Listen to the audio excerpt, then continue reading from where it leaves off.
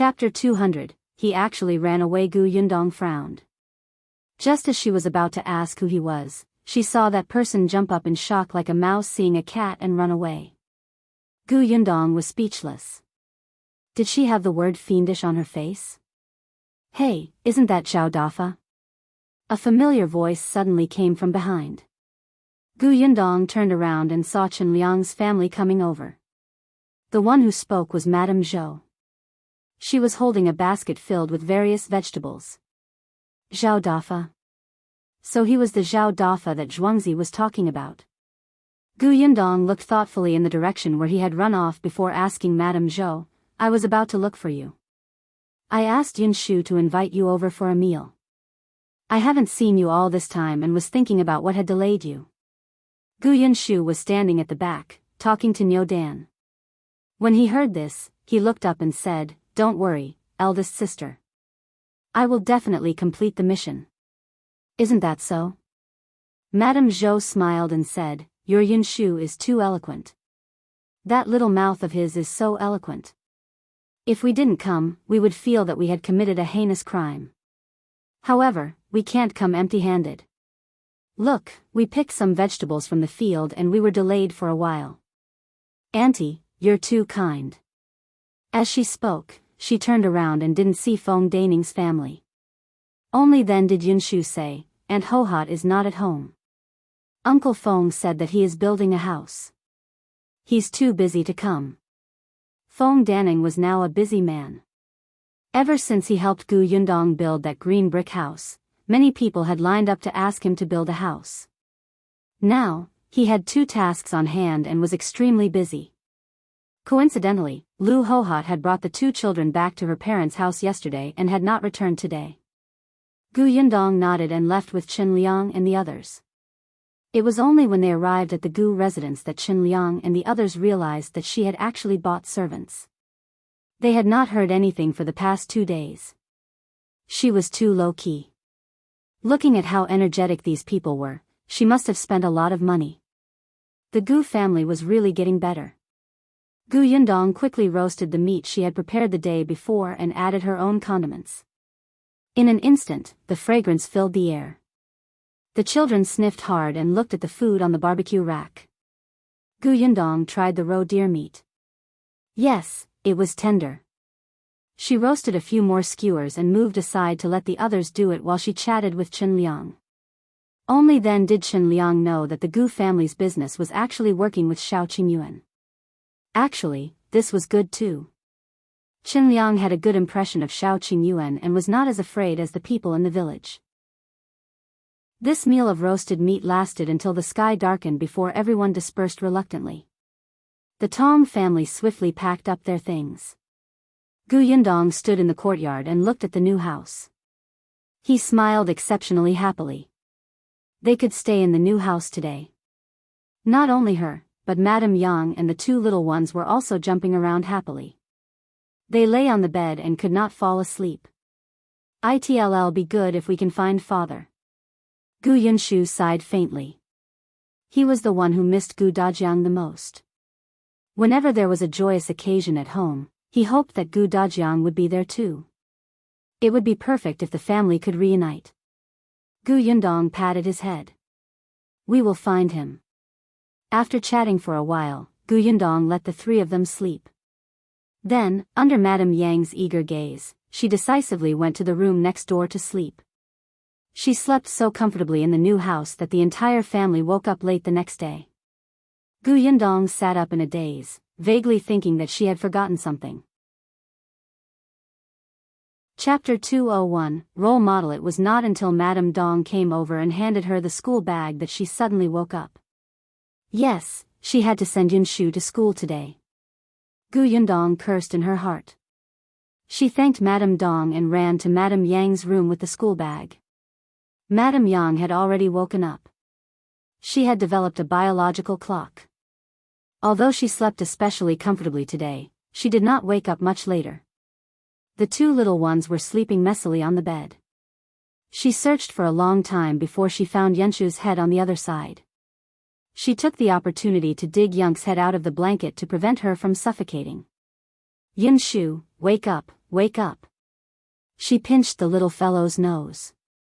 The latter closed his eyes and immediately opened his mouth to breathe. Gu Yundong, let's see how capable you are. She simply carried him out from under the blanket. Gu Yongfu shivered and woke up. Eldest sister? Get up and get dressed. I'll send you to school. School? He tilted his head, still not understanding. It was only when Gu Yundong brought his clothes over that he suddenly remembered. He quickly stood up and got off the bed. He ran to the wardrobe and rummaged for a long time before taking out the new clothes that Madame Dong had made for him. I want to wear this. Gu Yundong's mouth twitched. Seeing that he was shaking his head happily, she could only put the clothes in her hands back. Gu Yongfu quickly packed up and carried the novel and strange little bag on his back. He took the pen, ink, paper, and inkstone that he had bought long ago and hurriedly got into the carriage. Gu Yundong brought him there, and Father Tong drove the carriage. She might be very busy in the future, so Father Tong was responsible for taking Yongfu. The school's gatekeeper already knew her and sent them in enthusiastically. When she saw Qin Wenjing, Gu Yundong was a little surprised. What was wrong with Mr. Qin?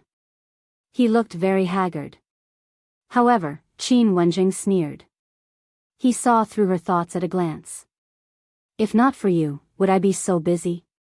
She didn't even think about why no one had come to Yongfu village in the past few days.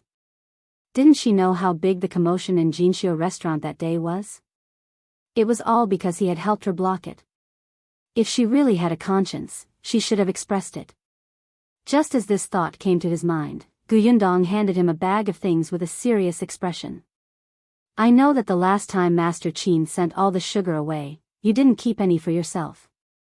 This is for Madame and Anning to try. Please accept it. Qin Wenjing coughed lightly. Your relationship with Madame is quite good. With that, he took the sugar without hesitation and led Gu Yongfu in. Gu Yundong stood on the spot and looked at his back. She sighed in her heart, what a role model. After settling the matter of Gu Yongfu going to school, she returned to the village. She had to recruit people and start working. The carriage drove all the way into Yongfu village. Just as it reached the entrance of the village, they saw Zhao Dafa. Zhao Dafa also saw her, and his expression changed slightly. He turned around and ran. Gu Yundong narrowed her eyes. If he hid when he saw her, what else could it be but that he had done something bad? She picked up something beside her and threw it at him.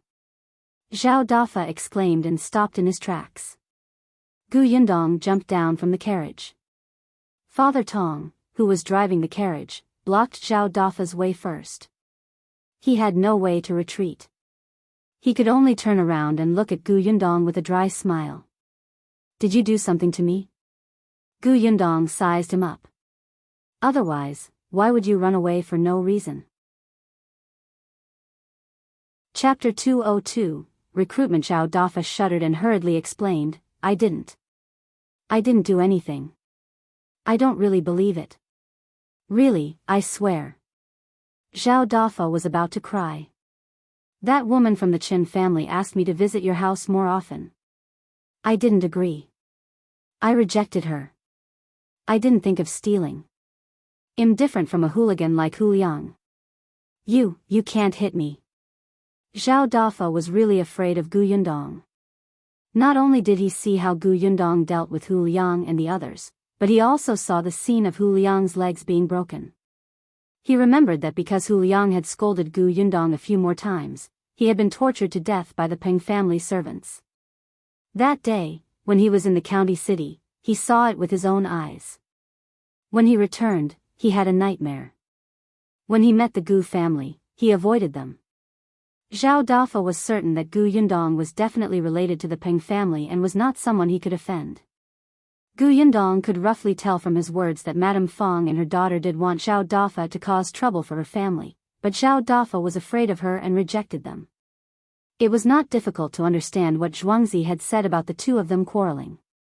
She had heard before that people who hit their wife and children at home were usually cowards outside. They bullied the weak and feared the strong. Zhao Dafa was one of them.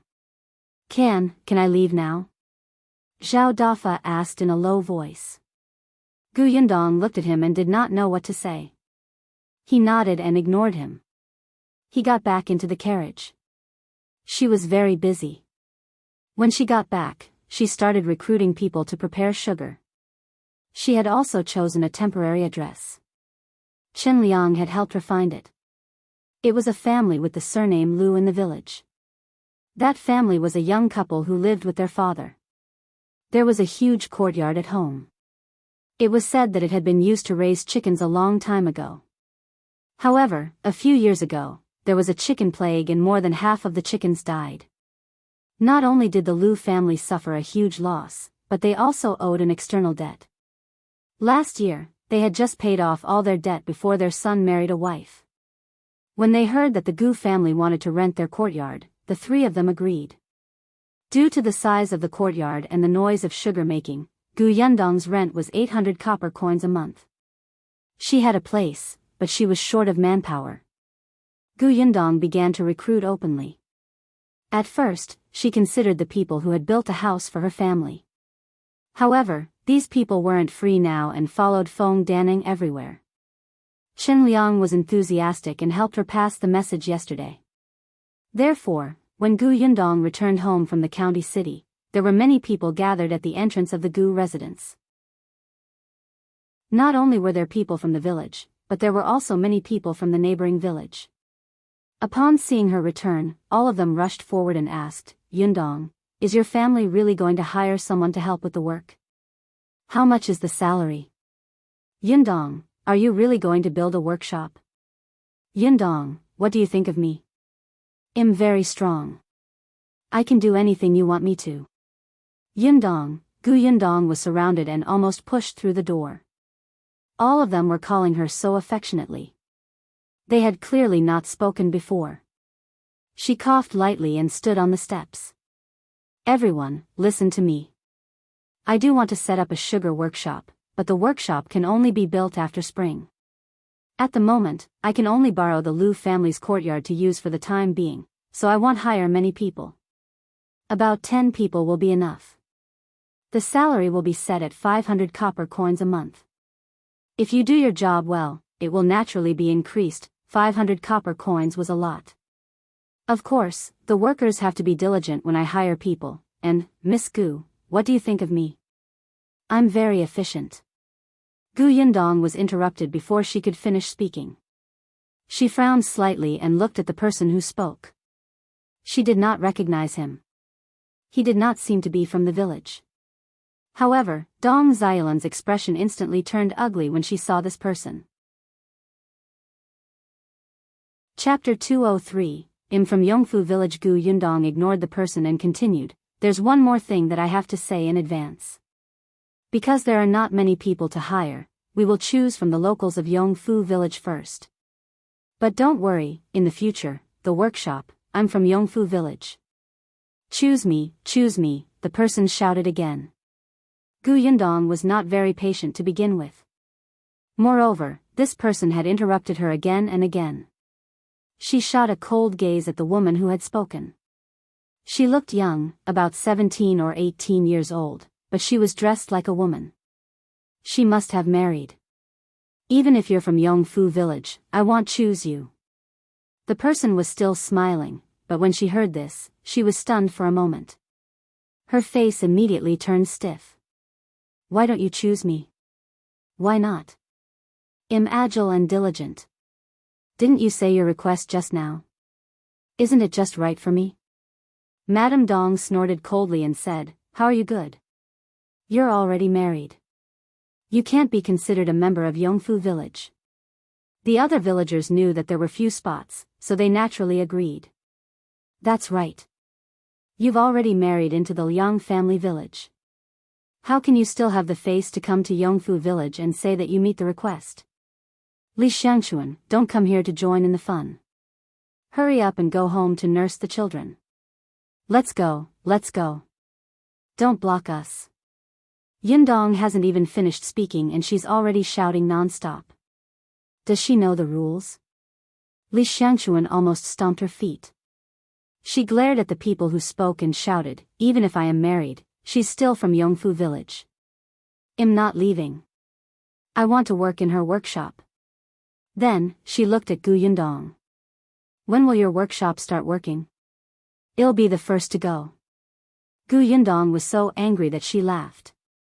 So this woman was married. No wonder this woman thought she was easy to bully because she was young and thin-skinned. Didn't you hear what I said? I don't choose you. You can get lost now. Li Xianquan widened her eyes.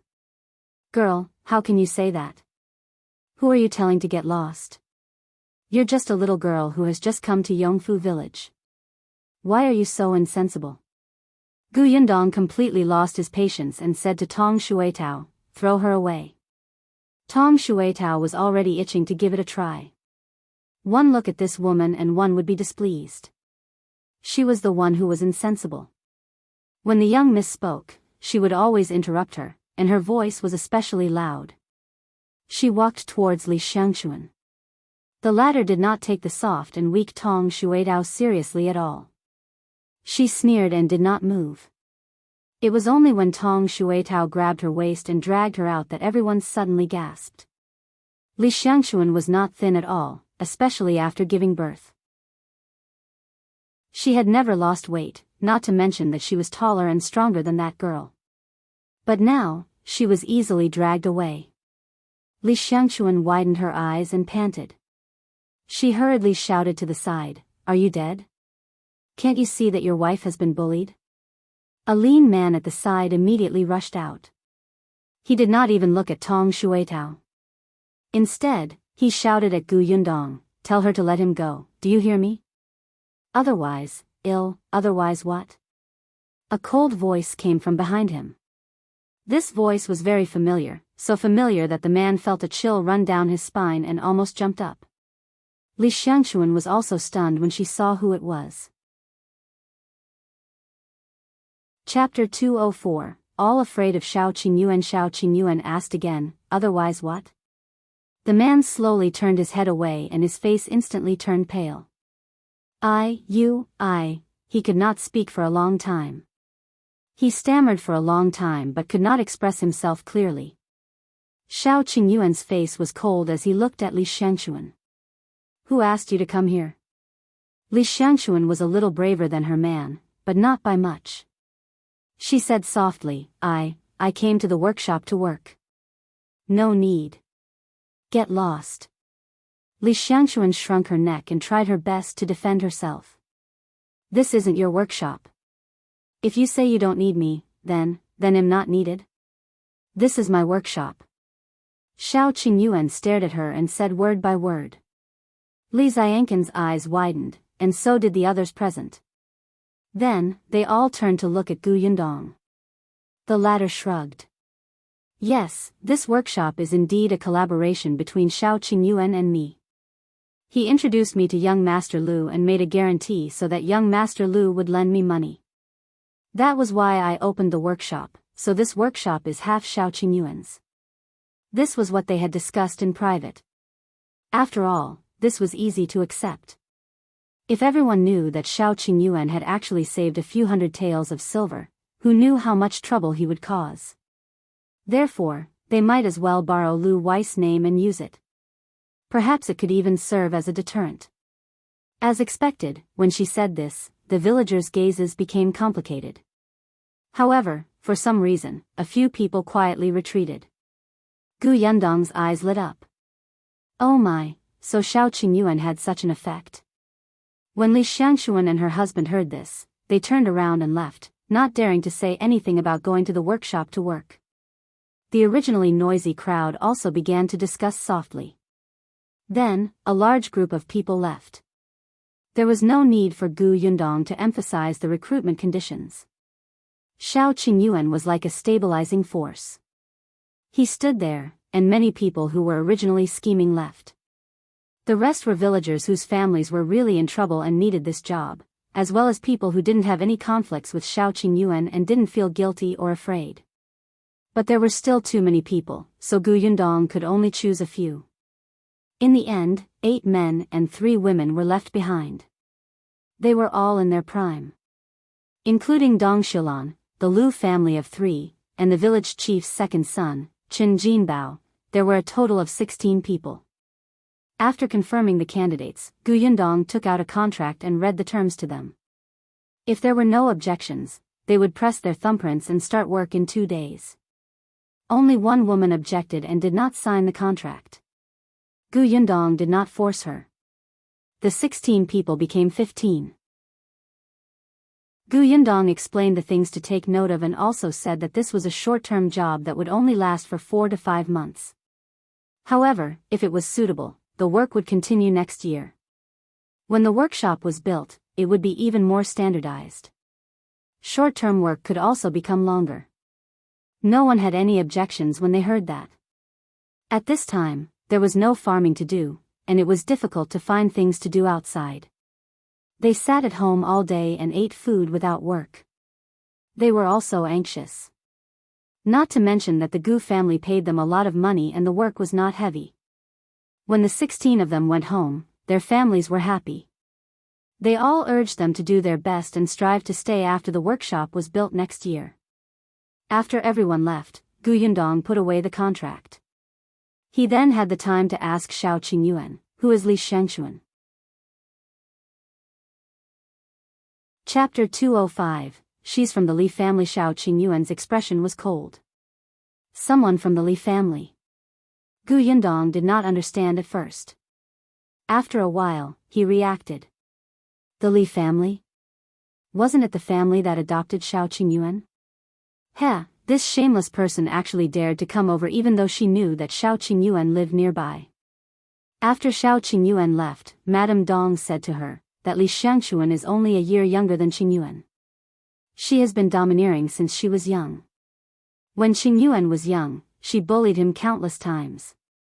Later on, she got married and even came back every other day to cause trouble for Qingyuan. It was only when old Master Li passed away and Qingyuan stopped indulging them that the Li family stopped. What she didn't say was that half of Li Xian'er's man's hair had been cut off by Shao Qingyuan. He was so frightened that he peed his pants. He had not been to Yongfu village for more than half a year. They did not expect him to appear again today. He deserved to be taught another lesson. After Madame Dong finished speaking, she glanced at Gu Yundong's expression and sighed softly. Qingyuan is actually quite a good person. As long as you don't anger him, he won't teach you a lesson. Look at those people who are so afraid of him. Which one of them doesn't deserve it? Our family has been his neighbor for so long. If we really need his help, he will come immediately without a word.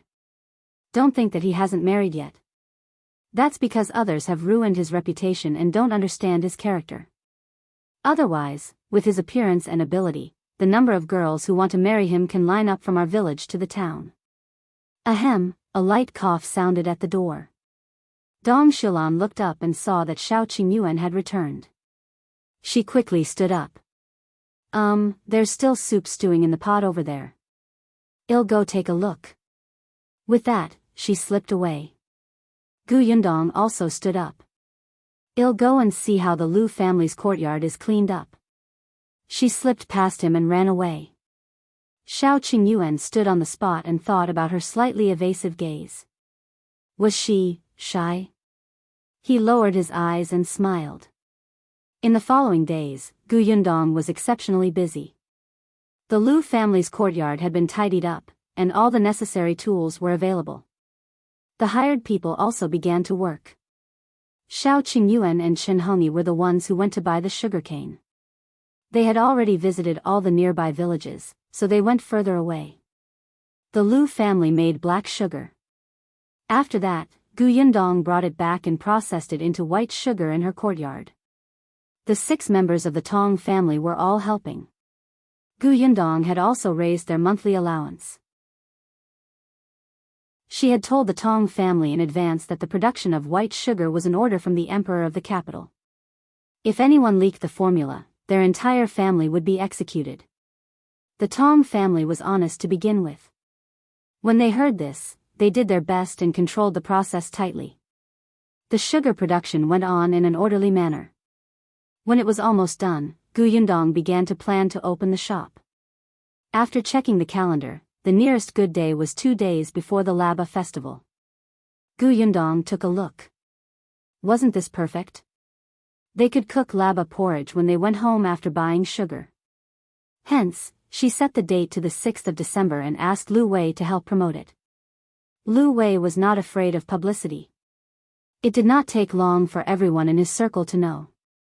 Although the price of white sugar was not too ridiculous, it was still expensive to ordinary people. Therefore, the target customers were basically those rich families. On the 6th day of December, Gu Yundong put on her new clothes early in the morning. She got into the carriage and went straight to the county. Chapter 206. The family goes to the county city. Gu Yundong also applied for leave for Gu Yunshu. Father Tong and his wife were the only ones guarding the Tong family. Everyone else went to the county to open for business. Dong Xilan also brought the children over. Her husband asked Father Tong to help take care of them for the time being. Gu Yundong's carriage was not big enough. Fortunately, Luan came to pick her up early. He looked much more excited than her. He only turned the carriage around and brought Shao Qingyuan to pick Lu Wei up after sending her to the entrance of the shop. The Gu family's shop was in the east of the city. It was called Gus and the name was given by Shao Qingyuan. When Gu Yundong went to discuss it with him, he almost blurted it out. The street in the east of the city was considered the most prosperous and lively commercial street in Fengkai County. There were pharmaceutical shops, butcher shops, grocery stores, satin cellars and restaurants everywhere. In the middle, it was originally the Tao family's wine shop. Some time ago, it suddenly closed and was renovated. The surrounding shops did not know what it looked like. Gu Yundong had personally designed the interior of Gus. There was a long wooden board hanging on the right side of the door. On it was written the goods for sale. The first line was white sugar, followed by brown sugar, orange sugar, and pear sugar. There were not many types. At the moment, Gu Yundong could only buy these few things. He would take his time. After entering, there was a round table that could be rotated.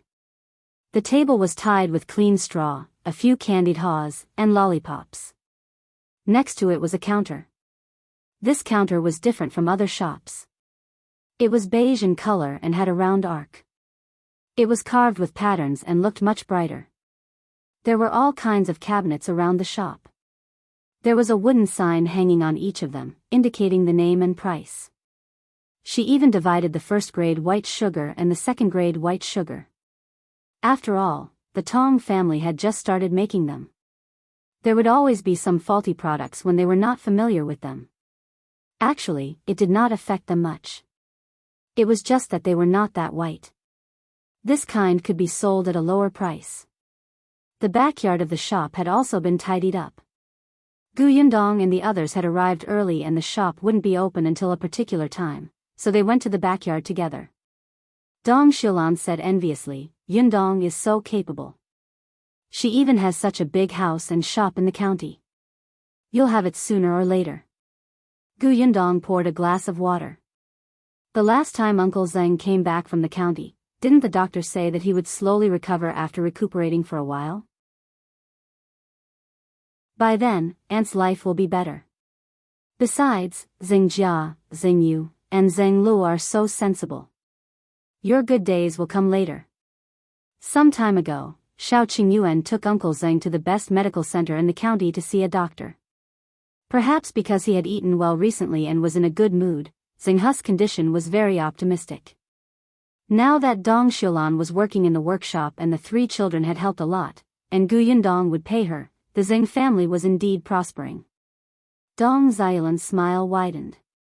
She was very grateful to Gu Yundong. If not for her, their family might have really declined. She was a woman with 3 children and had to take care of her man. Not only was she tired, but her man was also very depressed during that period of time.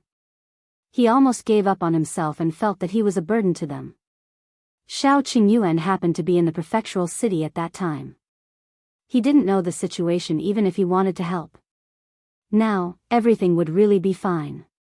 Just as they were talking, the sound of banging came from outside the door. The people in the courtyard were stunned and ran out. Chapter 207, Opening Die. As soon as the door opened, she saw a huge lion head rushing towards her. Gu Yundong immediately took a step back and subconsciously wanted to raise her leg to kick it. The lion head began to turn to the side again, and the lion tail jumped around. This one was not enough. Soon, another lion also jumped up. The second lion was obviously more professional than the first. The corners of Gu Yundong's mouth twitched. She swore that she had never thought of calling the dragon and lion dancers over. It turned out that the banging was their gongs and drums. Just as she was thinking about it, the first lion's head was removed, revealing Lu Wei's somewhat silly face. How is it? This opening is lively, right? It attracted everyone. He wiped the sweat off his face and suddenly shouted at the lion behind him, Shao Qingyuan, come here. The lion behind also removed its head. Shao Qingyuan glared at Lu Wei with a cold expression. Gu Yundong was originally speechless, but when she saw Shao Qingyuan's attire, she could not help but laugh. I was wondering why you left with Luan. So you prepared such a surprise. Haha, this suits you very well. Really, you're especially handsome. You were even better than Lu Wei in lion dance just now. Shao Qingyuan was originally unhappy. He was completely forced to come by Lu Wei. But now, seeing her smile so brightly, he suddenly felt that it was just a lion dance. It was not a big deal. However, Lu Wei was a little dissatisfied. What did she mean by better than him? He had specially trained for a day. No, half a day. He should be better than Shao Qingyuan, who had been pulled over at the last minute. However, before he could retort, a commotion suddenly sounded from behind. Manager Gu, congratulations on opening the business. Tao Feng was the one who spoke. He led his servants over and even brought gifts. Gu Yundong did not know him, but Lu Wei snorted coldly. However, he did not say anything and only told her in a low voice, this is Tao Xing's elder brother, Tao Feng. However, the two of them do not have the same mother. He has no feud with me. Gu Yundong was enlightened. Since the visitor was a guest, Gu Yundong naturally welcomed him. Young Master Tao, you're too kind. Please come in. Then, she asked the second son of the Tong family to serve tea. As soon as he entered, many more people came one after another. They were all young masters who had participated in the bet in Jinxiu restaurant that day. Gu Yundong only recognized the young master of the county magistrate's family. The others were unfamiliar, but she welcomed them indirectly. There were a lot of people. Although the shop was big, there were very few tables and chairs.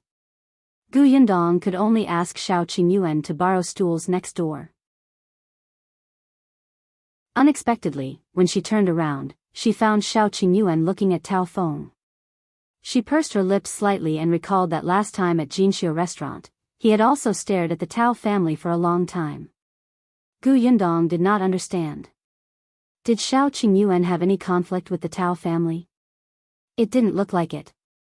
If there was, the Tao family wouldn't be so calm when they saw Shao Qingyuan, right? Just as she was thinking about it, Peng Zhongfei came over. Not only did he come, but he also brought his wife in. However, the expression on his face was a little impatient. It was obvious that he did not want to bring his wife. However, in the next moment, when he looked up and saw Gu Yundong, his expression instantly became bright. There was even a hint of flattery in his smile. Seeing this, Madame Peng's face suddenly darkened. She tightened her grip on the handkerchief in her hands and secretly tore it. Gu Yundong was speechless. Was he trying to attract haters for her? Chapter 208, Madame Yao misses. Peng's surname was Yao. The nanny beside her was Nanny Qian, who had come to deliver the congratulatory gift when the Gu family set up the beam. Nanny Qian smiled and introduced, Miss Gu, this is my young madam. Gu Yundong nodded at Madame Yao. Madame Yao was sizing her up, but she had a smile on her face and looked very friendly. Miss Gu, congratulations. I heard that your sugar is unique in Fengkai County. My master saw it last time at Jinxiu restaurant. When he came back, he praised it so much that I was curious and couldn't wait to see it. Look, I shamelessly followed my master here. Don't take it to heart. Gu Yundong also laughed. Madam Peng, you must be joking. It's not that exaggerated. Let's go to the backyard and drink a cup of white sugar water. It tastes good. Okay. Madame Yao asked Nanny Qian to deliver the gift and nodded with a smile. Peng Zhongfei was not the only one who brought his wife here today. Gu Yundong had asked Dong Xiulan to invite the others to the backyard for tea. Since Madame Yao was here, Gu Yundong naturally led her to the back. Dong Xiulan was a countryside woman. How could she have interacted with the wives of these wealthy families? She had always been worried. Fortunately, she had the wife of the eldest son of the Tong family, Madame Jiang. Madame Jiang had been a servant in a rich family before. Although she could not serve her master directly, she knew the rules of these families. Seeing that Dong Xiulan was uncomfortable, she whispered that she would serve tea and entertain her. Most of these madams knew each other and would find someone to chat with. Dong Xiulan nodded repeatedly. She didn't want to be in the middle of these people. However, she had promised to help Yundong today, so she was afraid that she would mess it up. When Gu Yundong led Madame Yao in, she saw Dong Xiulan sweating profusely and trembling with fear as she held the candied water. She immediately held her forehead. It was her fault for not thinking it through. It was embarrassing. Fortunately, Qin Wenzheng and his wife had arrived. Madame Gu had a good relationship with Gu Yundong and was Yenshi's master's wife. At this moment, she was naturally pulled over to help greet Madame Yao and the others. Gu Yundong chatted with her for a while before leaving. It was very lively outside. With Lu Wei and Shao Qingyuan around, there was actually not much of a problem. Many people were looking at the white sugar, and some were asking about the lollipop that was inserted in the middle of a straw and emitted the fragrance of fruit. Many shopkeepers next door saw so many rich young masters and young madams coming to support the new shop, so they came over to look curiously. After knowing what was sold in the shop, all of them widened their eyes and were eager to give it a try.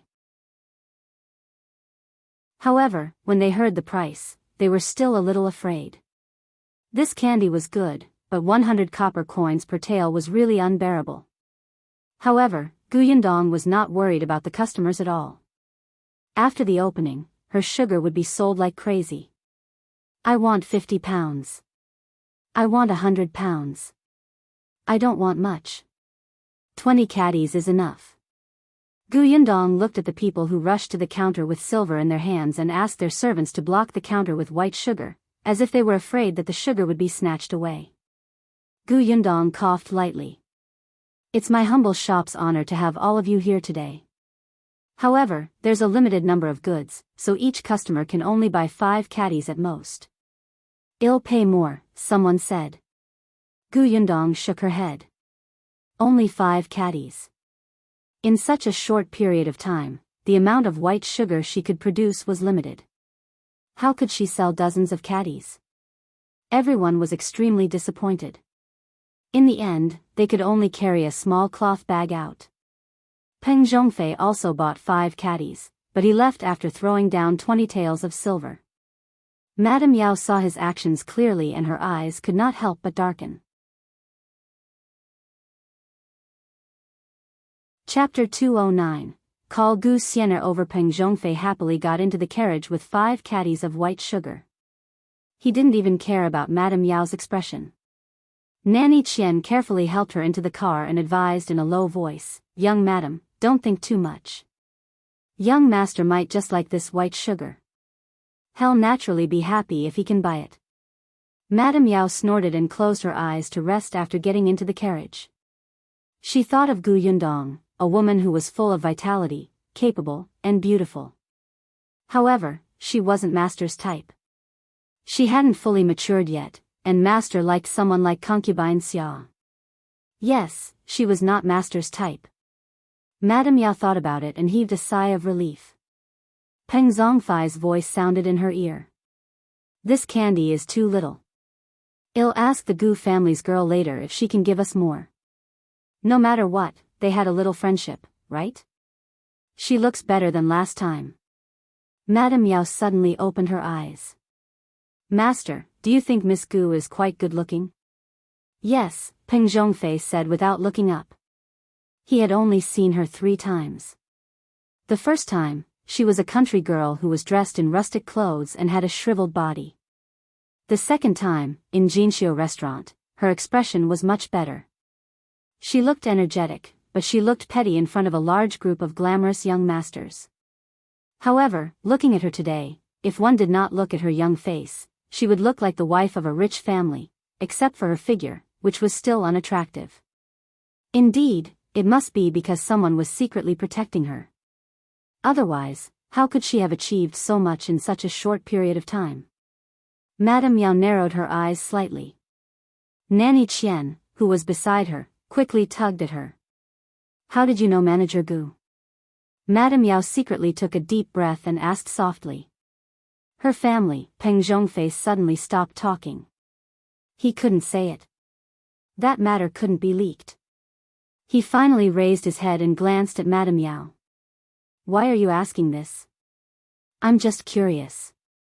Shopkeeper Gu doesn't look very old. I heard that she just came here as a refugee. Why does it seem like Master is very familiar with her? Last time, you even asked me to prepare a gift for her house completion celebration.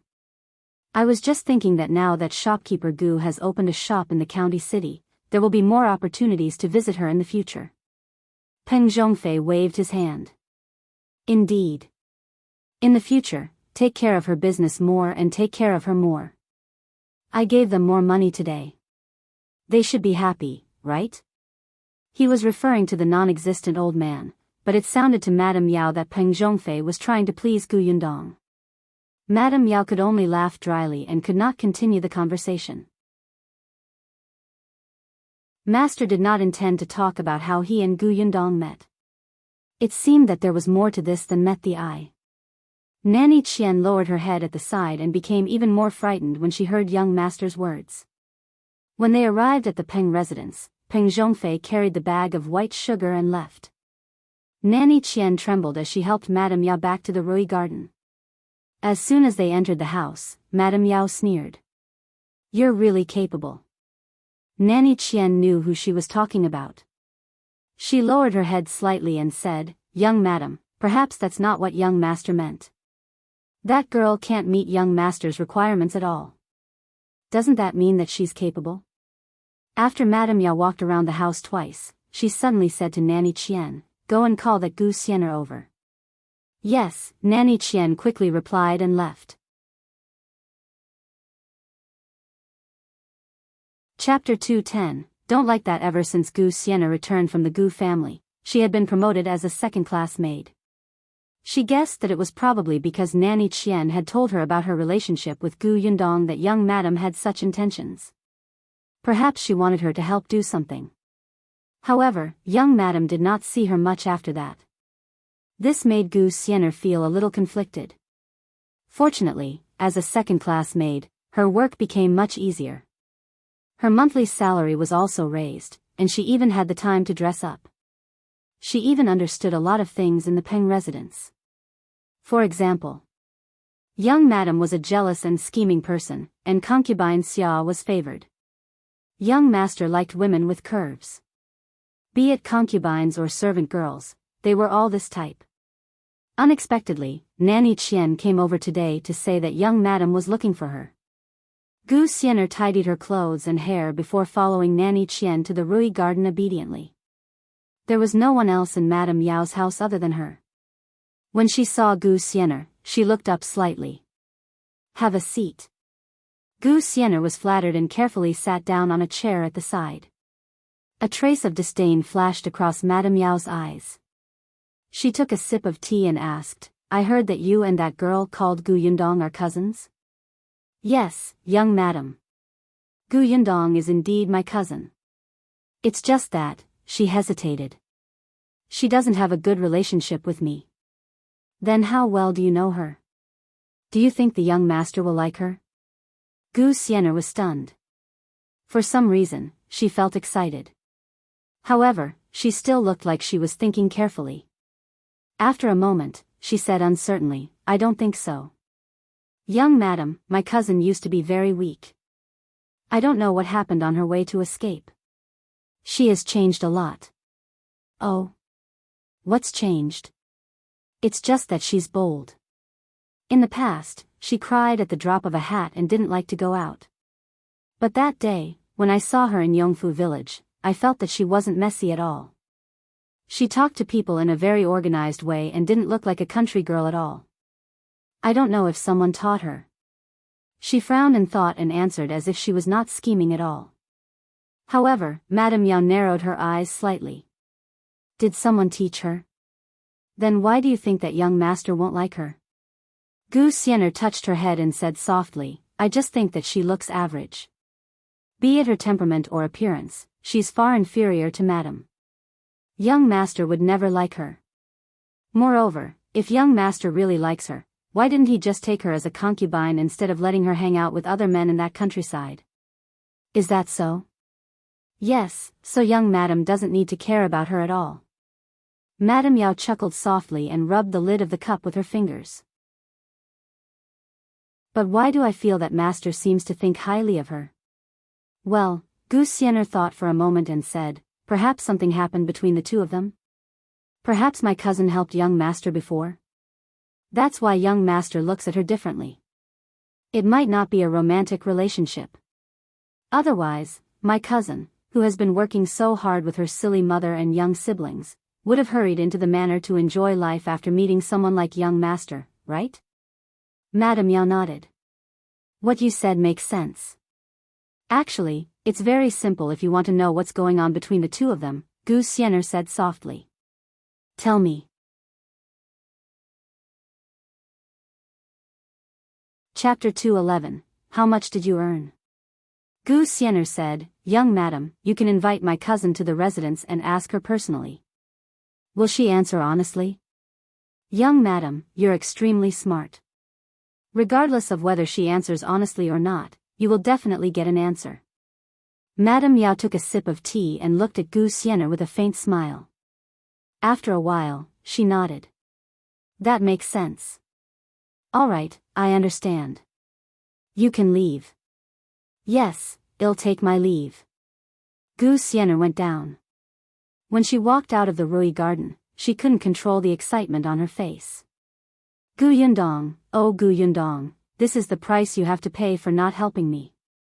As soon as she left, Nanny Qian approached Madame Yao and whispered, Young madam, this Gu Xian'er simply wants to use you to deal with that girl from the Gu family. After learning a few idioms, she actually tried to flatter her master. Of course I know. She thinks she's so smart, but she only knows how to play tricks. She's just a clown. Madame Yao sneered and looked down on Gu Xian'er. However, I do want to invite shopkeeper Gu to the residence as a guest. Young madam, Madame Yao waved her hand. Gu Xian'er is right. No matter what relationship shopkeeper Gu has with master, I will see something. Besides, I'll only invite her over as a guest and chat with her. As for the rest, isn't Gu Xian'er around? Let them fight. Nanny Qian beamed. Young madam is still the smartest. Alright, it's the Laba festival in 2 days. Send the Laba porridge to the Gu family and invite her over as a guest. Yes. Gu Yundong did not know that she had been targeted again. After opening the shop for a day, the white sugar was snatched up in the morning. The other sweets were almost gone. It was only halfway through the afternoon when she closed the door. At noon, Dong Xilan brought the 3 children back to Yongfu village with Luan. She was thinking about the work at the workshop. Although Gu Yundong said that he would still give her a salary for the entire day, Dong Xilan felt that she could not help with the shop in the afternoon. It was not good to take the salary for the entire day, so she insisted on going back to work. She went back, but Lu Wei didn't leave. Seeing that the shop was closed, he hurriedly came over. Quick, take a look at how much money we earned today. Gu Yundong glanced at him. You're an outsider. Why should I count the money in front of you? Lu Wei was speechless. Friendship over, friendship over. He turned around angrily and left. After taking 2 steps, he came back unwillingly. He glared and said, even if you didn't say it, I could have deduced it. How many caddies of sugar did she sell today and how many candies did she sell? Did she think he was blind? Gu Yundong gave him a thumbs up. Not bad. I thought you were just bragging to others. Turns out you know what you're doing. Lu Wei raised his eyebrows. After all, I'm the young master of the Lu family. All right, hurry up and count. In fact, Gu Yundong already had an idea. After all, the price of white sugar was set there. In addition, almost everyone had 5 caddies today. She even saw some people buy another 5 caddies after buying 5 caddies. There were also many people who bought second-rate sweets. The shopkeepers next door thought that white sugar was too expensive. In addition, those rich young masters had it, so they simply bought second-rate sweets to try. Gu Yundong took out the money box and saw that it was filled with banknotes and silver pieces. She slowly took a deep breath. Chapter 212, Looking for the Shopkeeper 900 taels. There was actually 900 taels of silver. This white sugar was too profitable. Lu Wei swallowed his saliva. In fact, he had only estimated 500 taels in his heart at the beginning. He had calculated wrongly. Woo, however, this 900 taels of silver had to deduct the cost to be what she had earned today. Still, the cost was not high at all. Gu Yundong also secretly took a deep breath. Her eyes lit up. She was finally a millionaire. If she continued to work hard, she would become a billionaire. With money, Gu Yundong became much more generous. She gave 2 taels to everyone present. It's been hard on everyone today. Shao Qingyuan didn't even look at it and directly put away the silver. The 4 members of the Tong family held the silver and beamed with joy. Madame Yang thought for a moment and took a bite. Realizing that it was real, she handed it to Gu Yundong very preciously. Keep it. It won't be lost. Gu Yundong took it. All right, let me know what you want to buy later. Gu Yunshu stared at the silver in his hand. It was 2 taels. This was 2 taels, a whole 2 taels of silver. The little guy chuckled and put the silver into a small bag in his bag. Yes, he would save it for now. In the future, if his family needed it urgently, he would hand it to his eldest sister. Gu Yunka tilted her head and stared at the silver. She did not know much about 2 taels of silver and did not even know what to buy. She gave it to Gu Yundong. I'll give it to eldest sister. Lu Wei held the silver like a fool. He clearly had more than 1,000 taels of silver with him, but it was not as precious as these 2 taels of silver. He always felt that this was earned through his own hard work. The meaning was different. He put the silver aside and looked at Gu Yundong with sparkling eyes. Gu girl, how about I be your shopkeeper? In the future, give me 2 taels of silver a day. Every day? That was 60 taels of silver a month. Which shopkeeper would be so expensive? He was robbing money. Gu Yundong smiled insincerely and said, No, you're the eldest young master of the Lu family. You have millions of assets waiting for you to inherit. How can I trouble you with just 2 taels of silver? It's too much of a waste of your talent. It's all right. I don't mind the small amount of money. Anyway, I don't rely on that bit of salary to live. Lu Wei waved his hand, looking very nonchalant. Shao Qingyuan glanced at him. We despise you. Gu Yundong nodded vigorously. Indeed, someone who spoke the truth needed to wake up this wastrel. Lu Wei almost spat out a mouthful of blood. Why? Your price is too high. We can't afford it. How is it high? Look at how much money you earned in a day. 2 taels of silver is not even a fraction. Forget it, 1 tael is fine. Shao Qingyuan ignored him. He turned to Gu Yundong and said, "But the shop is indeed short of a shopkeeper and clerks.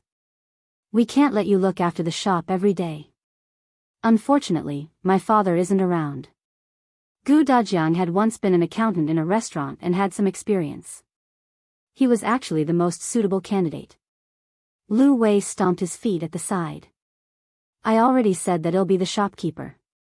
Shao Qingyuan thought for a moment and said, "I have a suitable candidate." Gu Yundong's eyes lit up. "Who?" "Me." Lu Wei shouted, "You'll regret it if you don't invite me. I have a lot of connections in this county." Shao Qingyuan and Gu Yundong looked at each other and gave the Tong brothers a look at the same time. The two of them quickly dragged Lu Wei away. Chapter 213, Deal. Only then did the two of them calm down. Shao Qingyuan said, "I used to work for an escort agency in town." He had no land in Yongfu village. Other than hunting in the mountains, he went to the county city or prefectural city to do short-term work. That escort agency was not big, and the escorts were only short distance. Most of them were between the prefectural city and the county city. The furthest was between the two neighboring prefectural cities. Shao Qingyuan was quite skilled. The head of the escort company really wanted him to stay in the escort company, but he didn't agree. However, he had also helped with 2 short-range escorts and everyone in the escort company knew him. Chief Escort has an elder brother. He used to be the shopkeeper of a large family in the prefectural city. Later on, that old master passed away. His 2 sons fought to the death. In the end, not only did the family collapse, but that shop was also sold. Uncle Zheng returned to the county city. He has nothing to do now.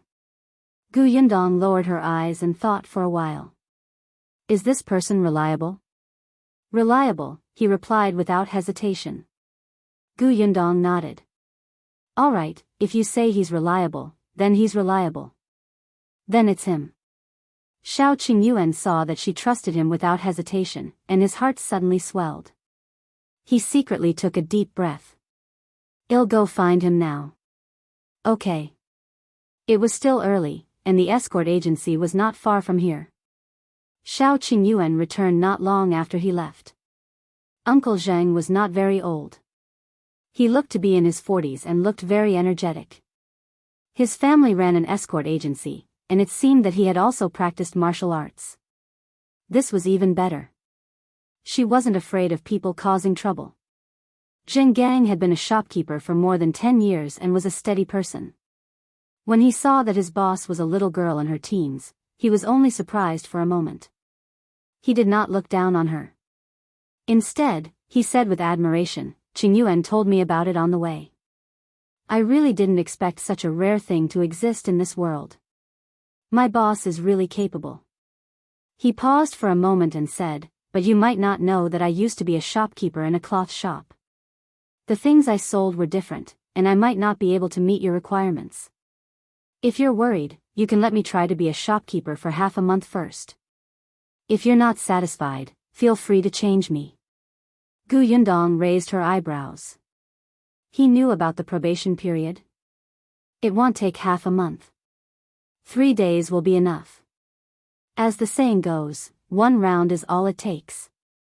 Uncle Zheng used to be the shopkeeper of the cloth shop. In 3 days, you will definitely be proficient in being the shopkeeper of Gus. I will come to Gus for the next 3 days. If there's anything you need to know about the shop, you can just ask me. Zheng Gang smiled. The boss thinks highly of me. I, Zheng Gang, will definitely not let you down. As for the monthly salary, it's temporarily set at 5 taels of silver. If you do it well, I will increase it. She had some understanding. The prices and wages in the county city were not comparable to the prefectural city. Most of the shopkeepers here only had 3 to 4 taels of silver a month. Of course, a big restaurant like the Lu family's was different. However, if she did well, she would not treat the shopkeeper badly. Zheng Gang immediately nodded. All right. When he was a shopkeeper in the prefectural city, he only earned 5 taels a month. He had worked for many years before raising it by 2 taels. After agreeing on the time for work the next day, Zheng went back. Now that the shopkeeper had been confirmed, she still needed a waiter. This waiter did not necessarily need to be experienced. With Zheng leading him, it was not a big problem to help move the goods in the shop and entertain the customers. The most important thing was to be clever. At the mention of cleverness, a person flashed across Gu Yundong's mind.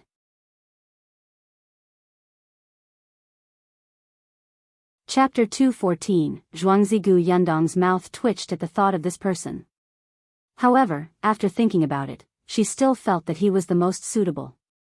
Therefore, after returning to the village at night, she went straight to the Xian'er family. When the parents of the Xian'er family saw her coming, they were stunned for a moment, thinking that she was looking for them for the matter in the field. Unexpectedly, Gu Yundong was looking for Zhuangzi. Zhuangzi had never been at home, especially recently. He often left after eating in the morning with a few steamed buns and only returned when it was dark. Xian'er asked a few times, but he couldn't get anything out of him, so he let him be. In any case, ever since he stopped hanging out with Hu Liang, there had been no rumors of him sneaking around. The corners of Gu Yundong's mouth twitched. She could roughly guess where Zhuangzi had gone. However, before she could look for him, Lan Huar said, "I know where my brother is. I'll go look for him." With that, Lan Huar ran off. Gu Yundong could only continue to wait at the Xian'er residence. Sure enough, not long after, Zhuangzi ran back while panting. "Miss Gu, why are you looking for me?" He had been working hard recently. Although Gu Yundong had not told him to keep an eye on Zhao Dafa, he felt that Madame Feng and Zhao Dafa must have something going on. He wanted to find out about their affair no matter what.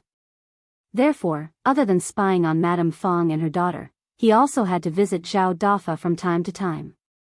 He was so busy that he didn't even have time to eat. But damn it, the two of them had only met once. He didn't know if it was because they had fallen out last time, but there had been no movement since then. Zhuangzi was very worried. If he had known, he would have called the entire village over the last time he saw them alone. He had missed an opportunity. Recently, he had been wondering if he should matchmake them and make them reconcile. Only then could he catch them in the act. Gu Yundong had no idea what he was thinking. She only felt that Zhuangzi seemed to have lost some weight and looked more haggard. It seemed that he was indeed very professional and did his best to do what she instructed him to do. She was relieved. Gu Yundong coughed lightly. "It's like this, Zhuangzi. I opened a shop in the county city and I want to find a smart shop assistant. Are you willing to go?" "What?" Not only Zhuangzi, but the other 3 members of the Xian'er family widened their eyes. Especially Xian'er and his wife, their faces were filled with disbelief. They had never thought that their son, who was always away from home and hated by the entire village, would one day be personally invited to be a shop assistant. Zhuangzi was also stunned. He blinked and wondered if he had heard wrongly. "I've been invited to work as a shop assistant? How could a rotten person like him, who couldn't even be a short-term worker when he went to town, become a shop assistant?" For some reason, he felt like crying. Zhuangzi turned around abruptly and wiped his face forcefully with his sleeve. Gu Yundong laughed. "What's wrong? Are you unwilling?" "Yes, of course." Zhuangzi immediately turned around. His eyes were still a little red, but he hurriedly nodded. The Xian'er couple and Lan Huar nodded vigorously. "He's willing. Well, the salary is 1 tael a month for the time being. If you do well, we will increase it. If you agree, you can follow me to the county tomorrow. There's a courtyard there that you can stay in. You can come back if you want. If it's too late and you're too tired, you can stay in the shop." Zhuangzi nodded vigorously. 1 tael of silver. He had heard that the shop assistants in the workshop only earned 500 copper coins. Actually, he also wanted to go to the workshop, but Gu Yundong wanted honest and reliable people. He admitted that he was not. Besides, he still had to keep an eye on Madame Feng and Zhao Dafa. At the thought of this, Zhuangzi suddenly reacted. Then Madame Fong.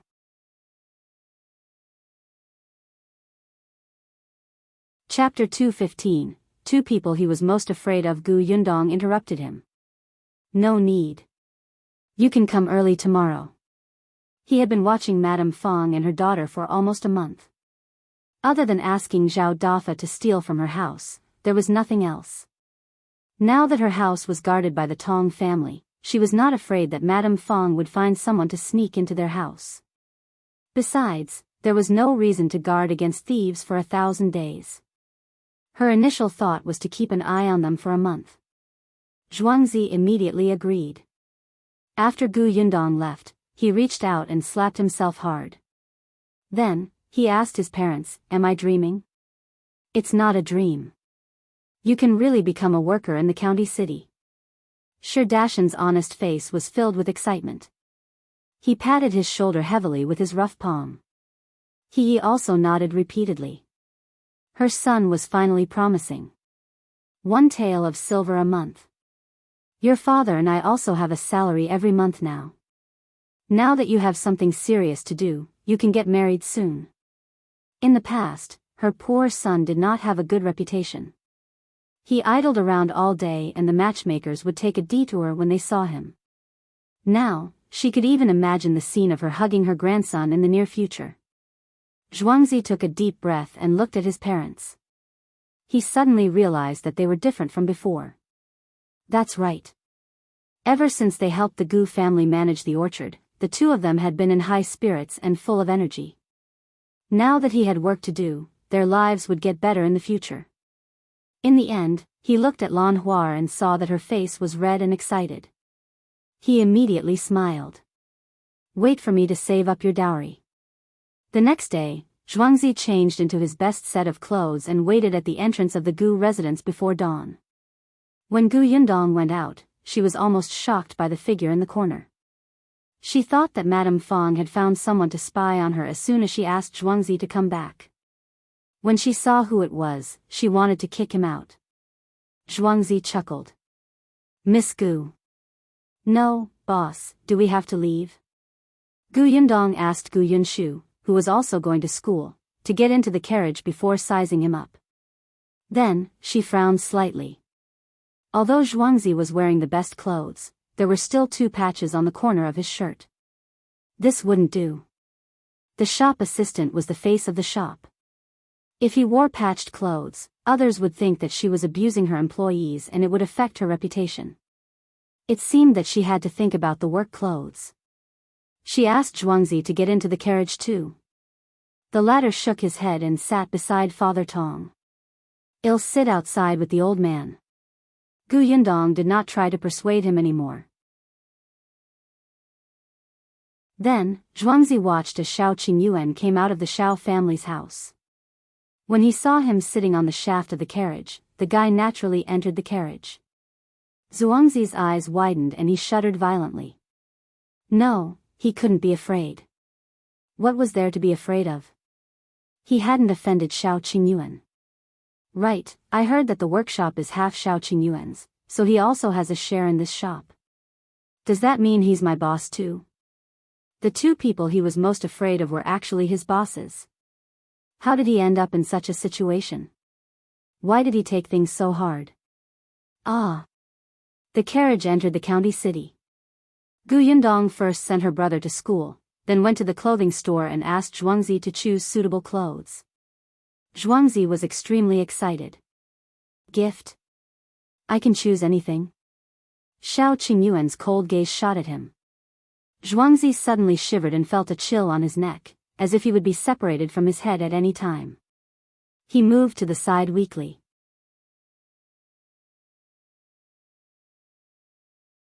Chapter 216. Uninvited guest. Gu Yundong glared at him. Dream on. Do you want to choose silk? Just choose something that looks clean, neat, warm, and without patches. Zhuangzi nodded, but he was still very happy. At least he had new clothes to wear. Seeing that he had gone to choose, Gu Yundong said to Shao Qingyuan, "Help shopkeeper Zheng choose a set too." Since Zhuangzi has been given work clothes, it doesn't make sense that the shopkeeper doesn't have them. See which one is suitable. Work clothes? Shao Qingyuan's expression softened. Yes. Gu Yundong pointed at Zhuangzi. We can't let him wear those clothes to entertain the guests, right? Treat it as a benefit in our shop. Our shop. Shao Qingyuan's expression brightened. All right, I'll choose. The clothes given to the shopkeeper were definitely different from the shop assistants. Shao Qingyuan estimated Zhengang's figure and quickly chose a set for him. Zhuangzi returned very quickly. He was still a little apprehensive, but seeing that Gu Yundong had no objections and readily paid, he became happy again. When they arrived at the shop, Zhengang was already waiting there. Gu Yundong asked him to take Zhuangzi to tidy up the counter while she went to the backyard and opened one of the rooms. After a while, she let them in to move the inventory here. Actually, there was no stock at all. She had just taken it out of her spatial storage. There was no one guarding the shop. How could she dare to leave it here? In the future, she planned to send someone to deliver it every day, so her family might need to buy a mule cart. After arranging the goods, Gu Yundong opened the door. The guests outside the door had arrived early. How could 5 caddies of white sugar be enough yesterday? This morning, they had sent the servants to buy it. Even some of the owners in the surrounding shops wanted it. After all, Zhengang had many years of work experience. At first, he was not used to it, but after a while, he was at ease and quickly got to work. Zhuangzi was inexperienced, but he was indeed quite smart and full of energy. He worked very hard in his studies and welcomed people with a smile the entire day. Although the smile at the beginning made Gu Yundong feel that it was very wretched. In addition, with Shao Qingyuan holding the fort, the order was still very stable today. Gu Yundong knew that there would definitely be a lot of customers for white sugar during the first 3 days. Some people would repeatedly buy a few more kilograms, or give them away, or sell them in the prefectural city. Gu Yundong could not care less. The amount she produced was limited, and it was only a small matter. The imperial court was the main force, and they did not care about her small amount of candy. After a busy day, Gu Yundong was quite satisfied with Zhengang and Zhuangzi. However, during lunch, she saw Zhuangzi take out 2 hard and cold pancakes from his pocket and her eyebrows could not help but twitch. There was a kitchen in the backyard of the shop. Gu Yundong could just let them use it. Surprisingly, Zhuangzi actually knew how to cook. Although it was average, he would not starve to death. Gu Yundong thought for a moment and gave them an extra 500 copper coins to buy the ingredients and cook for themselves. It could be considered free lunch. 500 copper coins was completely enough. Zhuangzi was extremely excited, and so was Zhengang. He had originally asked his wife to deliver lunch to him every day. The next day was the Laba festival. Gu Yundong asked the Tong family's mother-in-law and daughter-in-law to make a large pot of Laba porridge for the holiday. She also planned to go to the shop and stay for half a day before coming back. Zhengang and Zhuangzi were basically fine. However, just as she was about to go home, an uninvited guest came to the shop.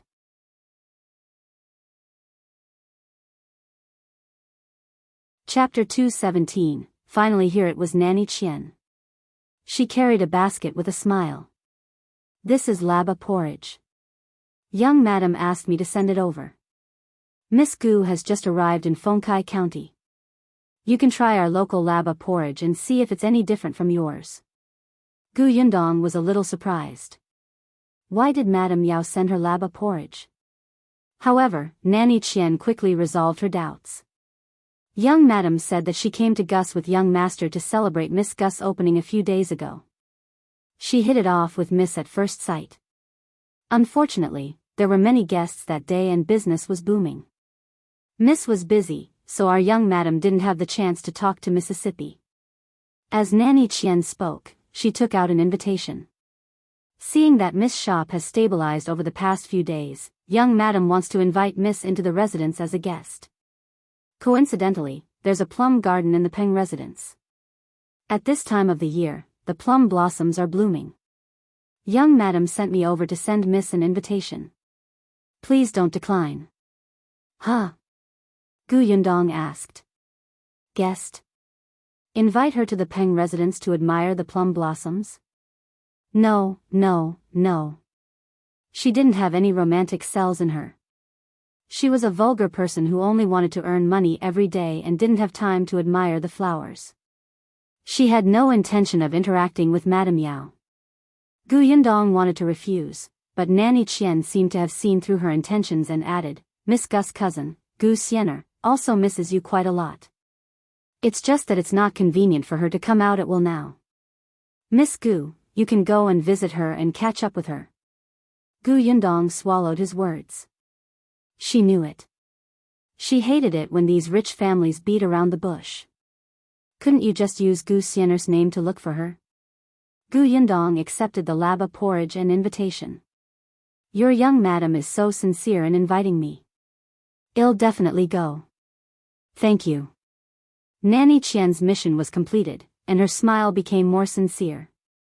Then I'll go back first. Miss, no need to see me off. Gu Yundong smiled. Seeing that she had left, Zhuangzi came over. Boss, our shop is too popular. Even the Peng family has sent you laba porridge. He had truly felt the business of the past 2 days. If not for the purchase quota, their sugar might have been sold out the moment the shop opened. Gu Yundong held the invitation card in her hand and handed the laba porridge to Zhuangzi. Just nice, you can share this laba porridge. For us to eat? Yeah. Zhuangzi couldn't wait to open the lid. His eyes lit up. The laba porridge in Peng Manor was indeed different. There were many ingredients such as river rice, white fruit, walnut kernels, chestnuts, red dates, longan, and so on. To Zhuangzi, it was even more sumptuous than the Spring Festival's food. Gu Yundong also glanced at it, then retracted her gaze and went back with the invitation. Zhuangzi immediately went to find bowls and chopsticks to share with Xingang. Yongfu village was very lively. The Laba festival was a day to worship ancestors and gods and pray for a bumper harvest and auspicious luck. Every family had more or less prepared laba porridge. Even if the ingredients were not rich, it had to be done. The workshop was not on holiday, but the laba porridge that Gu Yundong had asked the Tong family's mother-in-law and daughter-in-law to cook in the morning was very sweet. She gave everyone in the workshop a big bowl to bring back. Everyone in the workshop looked at the full bowl of laba porridge and their smiles never faded.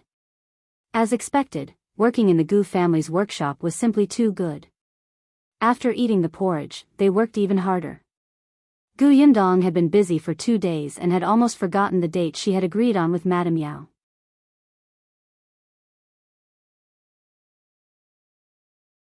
Chapter 218. Going to the Peng residence again this morning, Gu Yundong instructed Shao Qingyuan on some matters in his workshop and planned to go straight to the county city.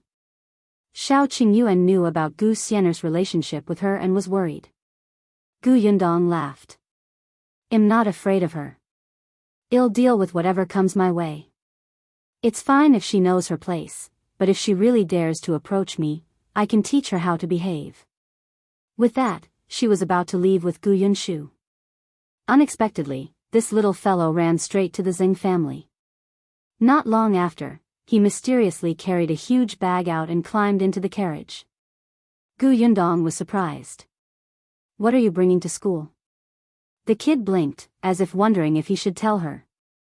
Gu Yundong sighed. You've grown up and have secrets with eldest sister. Sigh, I'm sad. With a whoosh, Gu Yunshu immediately tore open the bag and pushed it in front of her. Gu Yundong's heartbroken expression disappeared in a second. She lowered her head and picked up the school bag on the bag. She looked up at Gu Yunshu. The latter was still surprised by the speed at which his eldest sister's expression changed. He looked conflicted. 1, 2, 3, 4. 4. Are you very short of school bags? Gu Yunshu was taken aback and quickly shook her head. No, no. These are for the other classmates in my school. As he spoke, he covered his mouth and laughed. On the first day I went to school, the other students liked my school bag very much and asked me who made it and wanted to buy it. I asked Aunt for help. A school bag costs 2 copper coins. I'll give Aunt 90 copper coins and I'll collect some intermediate fees. I have 40 copper coins now. In the future, when eldest sister doesn't have enough money, I'll give everything to you. Gu Yundong's eyes widened. *CK, he actually knew how to do business at such a young age? He knew how to collect the intermediate fee and save money for her. How could there be such a sensible child? Gu Yundong rubbed his little head fiercely. Gu Yunshu shook his head and thought that she was angry. He quickly explained, I told the teacher and he agreed. However, there are very few students in our school. Some students come from poor families, so they did not buy anything. These 4 people are very rich. One don't charge much. They also gave me the fabric themselves. Aunt was very happy. I told Aunt not to tell you. Gu Yundong carried the child over. I'm not angry. I'm very happy with your actions. In the future, when you encounter such things, remember to tell the teacher in advance, okay? The intermediate fee he charged was not high. Dong Xilan could earn 360 copper coins from 4 school bags, which was also a help to her family. When Gu Yunshu heard what she said, he hurriedly nodded. Yes, I told Auntie to make it better. They're even sturdier than mine. I also asked my classmates for their opinions. I did everything I could. The 2 of them chatted as the carriage entered the county city. She sent Gu Yunshu to school. When she saw him running away happily with his bag, she turned the carriage around and went to the Peng residence. Nanny Qian was already waiting at the door. When she saw her, she quickly welcomed her. Miss, you're here. Please come in. Young madam has been talking about you since early in the morning and instructed me to wait here. As she spoke, she took a few more glances at her. Seeing that her hands were empty, she could not help but purse her lips. Those who came from the countryside were from the countryside. Who would come to visit without any gifts? She led Gu Yundong all the way to the Rui garden. As expected, Madame Yao was waiting for her at the door, looking expectant and happy.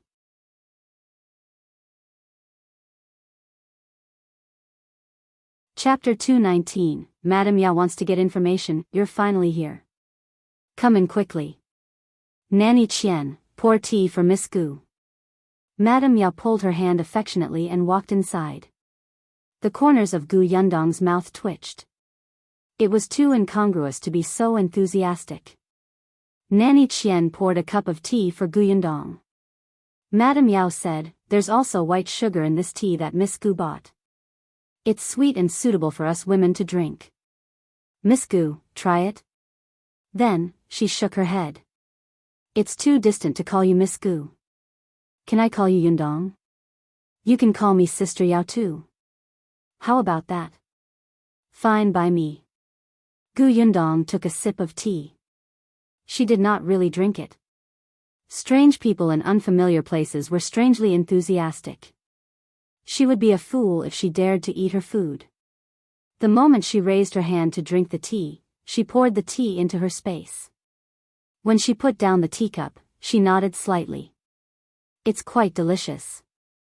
Madame Yao smiled and said, there are also pastries and preserved fruits here. Yundong, don't stand on ceremony.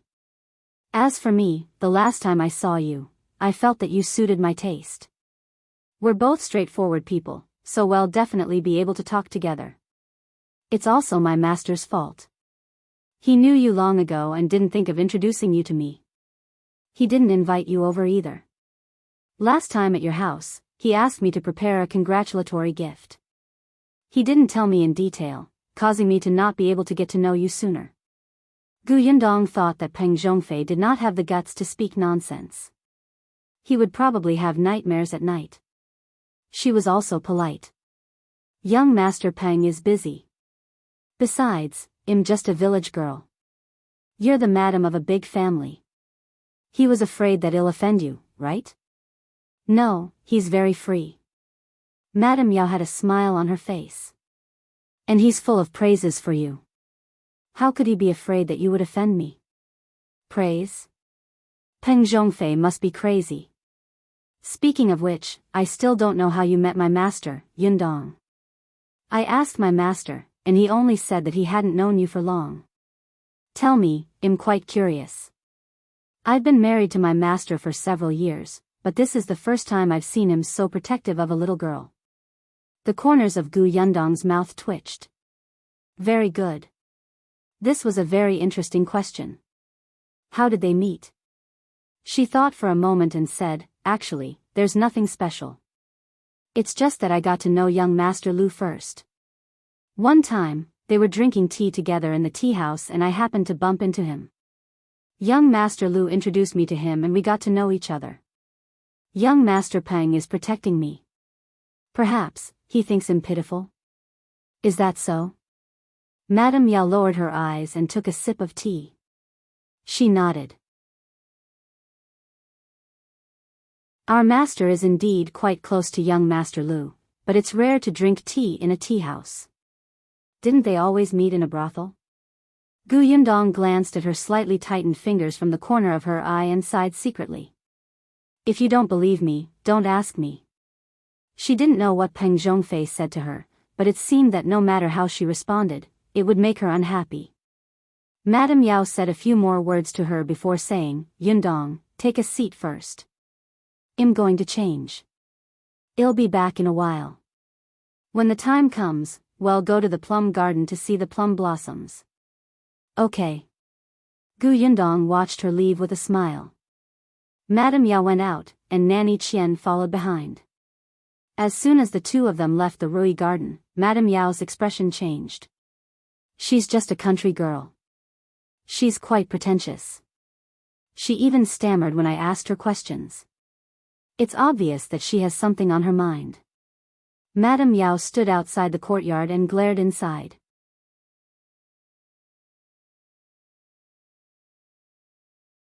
Chapter 220, Gu Xian'er's plan. Nanny Qian quickly comforted her. Young madam, don't lower yourself to her level.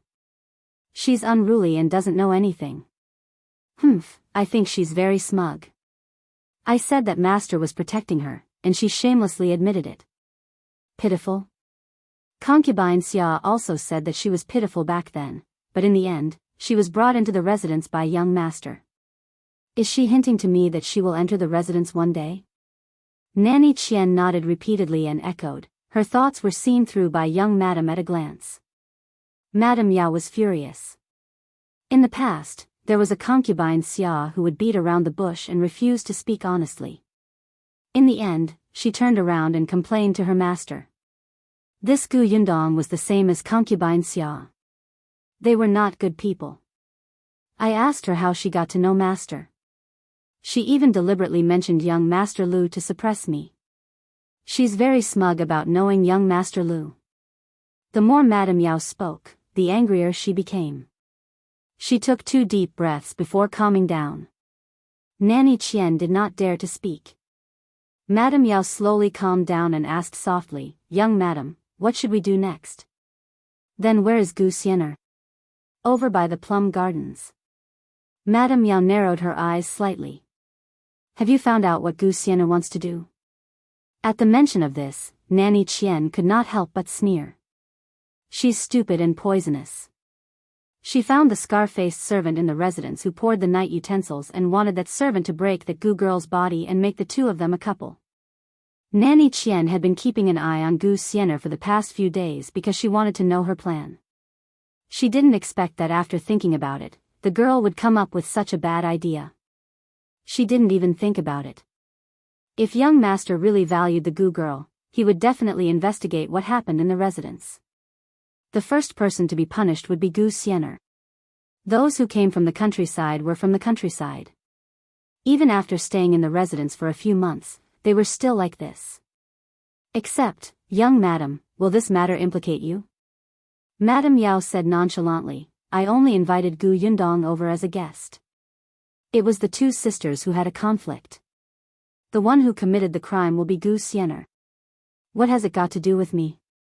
At most, I'll be reprimanded by master. Would he punish me for a broken girl?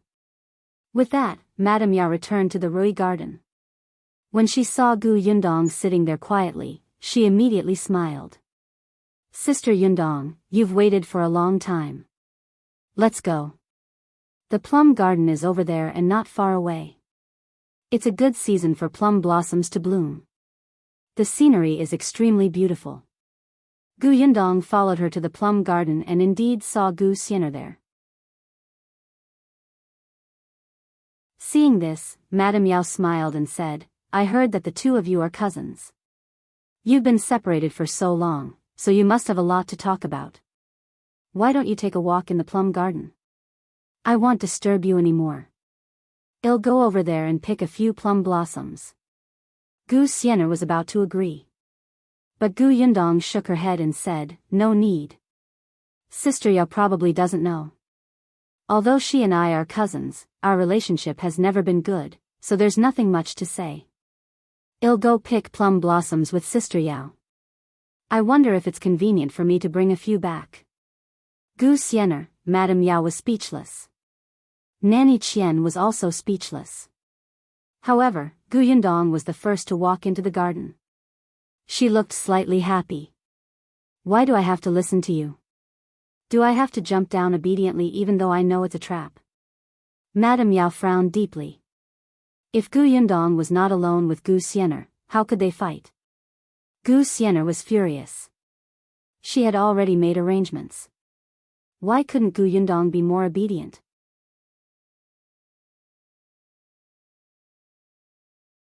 Chapter 221, Peng Zhong is here. The four of them had different thoughts and could only walk into the plum garden together. Gu Yundong quite liked this place. The Peng family was indeed rich and imposing. They had actually opened up such a large plum garden. In the future, when she had money, she would also get a plum garden or peach blossom forest. It would definitely be very comfortable. Madame Yao was not in the mood to admire the flowers behind her. From the corner of her eye, she saw Gu Xian'er, who was far behind. She could not help but feel angry. What a useless thing. As she was thinking, she suddenly saw her maid, Zhenzhu, rush over from behind. She did not look too good. Madame Yao stopped in her tracks. Zhenzhu whispered into her ear, young madam, young master heard that Miss Gu was here and insisted on coming over. We couldn't stop him. Madame Yao's expression suddenly turned ugly. Didn't you say that he left early in the morning? He just came back. Zhenzhu lowered her voice. When Miss Gu came over, she happened to be seen by a servant in young master's courtyard. Young master immediately knew when he returned. He didn't even return to the courtyard and came straight here. Madame Yao glanced at Gu Yundong with a dark expression. Master indeed treated her differently. She secretly took a deep breath, squeezed out a smile and said to Gu Yundong, Sister Yundong, master is here. I'll go and say a few words. I'll be back soon. Peng Zhongfei is here. Before Gu Yundong could reply, Madame Yao had already left in a hurry. After a while, the sound of voices could be heard. It was not far away, and one could vaguely hear Peng Zhongfei's raised pitch. Why did it sound like they were about to quarrel? Gu Yundong thought about it and did not go over. She waited quietly for a moment. On the other side, Madame Yao almost quarreled with Peng Zhongfei. As soon as she left the plum garden, she saw her master standing in the pavilion and looking over. She tried her best to suppress the anger in her heart and squeezed out a smile to welcome him. When Peng Zhongfei saw that she was alone, he frowned and asked, Where's the Gu girl? Didn't they say she was here? Madame Yao closed her eyes slightly and reminded herself that her master had always been like this. She was already used to it. Master, don't scare my esteemed guest. Look at how travel-worn you are. You should go back and tidy up first. Sister Yundong will be having lunch here. If you have anything to say it later. Peng Zhongfei did not want to wait. He happened to have something urgent to talk to Gu Yundong at the moment and did not have the patience to return to his courtyard. Besides, wasn't he quite neat and clean? Hence, he waved his hand and said to Madame Yao, since the Gu family's girl is having lunch at home, go tell the kitchen to make some delicious food. Draft the menu yourself. I have something to discuss with the Gu family's girl. Madame Yao could not hold the smile on her face at all. Just as she was about to retort, Nanny Qian suddenly tugged at her. Young madam, young master must have something to discuss with Shopkeeper Gu. Let's get the kitchen to make a few dishes from Shopkeeper Gu's hometown for the guests to try. That's right. Go ahead. Peng Zhongfei waved his hand. Madame Yao received Nanny Qian's signal and could only leave the plum garden with her hand in hers. As soon as she went out, she said unhappily, "Why did you ask me to come out? They're left alone, young madam, isn't this just nice? Let's keep Gu Xian'er here too. Well, find an excuse to lure young master out later so that Gu Xian'er can make a move. In that case, if anything happens to Gu Yundong, young master can't blame you." Madame Yao thought about it and agreed. If something happened to Gu Yundong right under master's nose, would master blame her for not entertaining the guest well?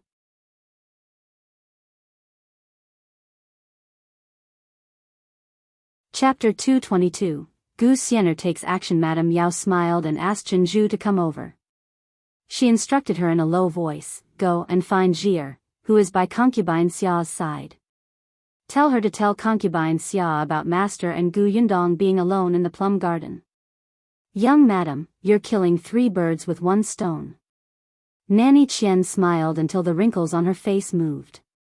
Madame Yao took a handkerchief and laughed softly. "Let's go to the kitchen and prepare a feast to entertain the esteemed guest according to master's instructions." "Yes." The master and servant walked further and further away. As for Gu Yundong, she walked out of the forest just as Madame Yao and Peng Zhongfei's conversation ended.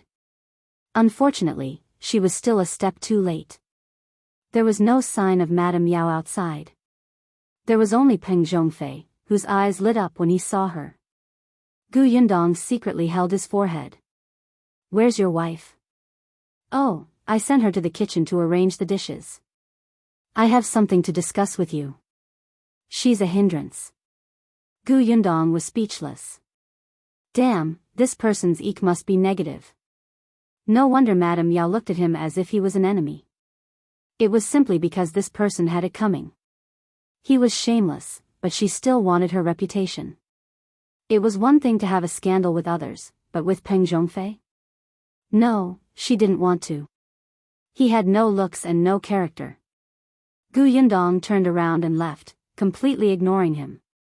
However, Peng Zhongfei really had something on and followed behind her. "Don't leave. I want to talk to you about the workshop." Gu Yundong stopped in her tracks. Forget it. If she wanted to go out directly, she did not know which way to go. There were people coming and going outside the plum garden. There would be more rumors when they saw them. Madame Yao had already let them be alone. They had probably already decided in their hearts. She simply walked to the pavilion and sat down. Peng Zhongfei immediately sat opposite her. "I didn't have a chance to talk properly in your shop last time. There's a question I've been wanting to ask for a long time. When did you become so familiar with Lu Wei? Didn't you just meet for the first time in my residence last time?" Gu Yundong suddenly sat up straight. Was he, suspecting what had happened last time? She looked up at Peng Zhongfei and met his sincere gaze. Then, she confirmed that, he was just really curious. Gu Yundong coughed lightly and said, "Didn't Lu Wei find someone to bring him into the mountains to hunt some time ago? The person he found happened to be my neighbor. After a while, we became familiar with each other." Peng Zhongfei nodded. This topic was over. "But did you really not collaborate with the Lu family in your sugar business?" "No." Peng Zhongfei leaned forward. "Then how about we cooperate?" Gu Yundong gave him a strange look. The Peng family should know who was taking the bulk of the sugar benefits now, right? How dare he say that? However, Peng Zhongfei was different from what she thought. "I heard that your workshop hasn't been built yet?" Gu Yundong was about to nod when she saw a figure walking over from the corner of her eye. She looked up and saw Xian'er carrying 2 cups of tea over. Peng Zhongfei also saw it and was instantly dissatisfied. Didn't I tell you all to go down? Xian'er lowered her head obediently. Young madam instructed this servant to serve young master and the esteemed guest well. This servant is just here to serve tea. Peng Zhongfei was a little thirsty, so he nodded. Gu Yundong saw that the colors of the 2 cups of tea were different. She thought for a moment and asked, "What tea is this?" "This is Qihong. Young master's is pure tea." Gu Yundong swapped the 2 cups of tea. "I've never had pure before. Young master Peng, do you mind exchanging with me?"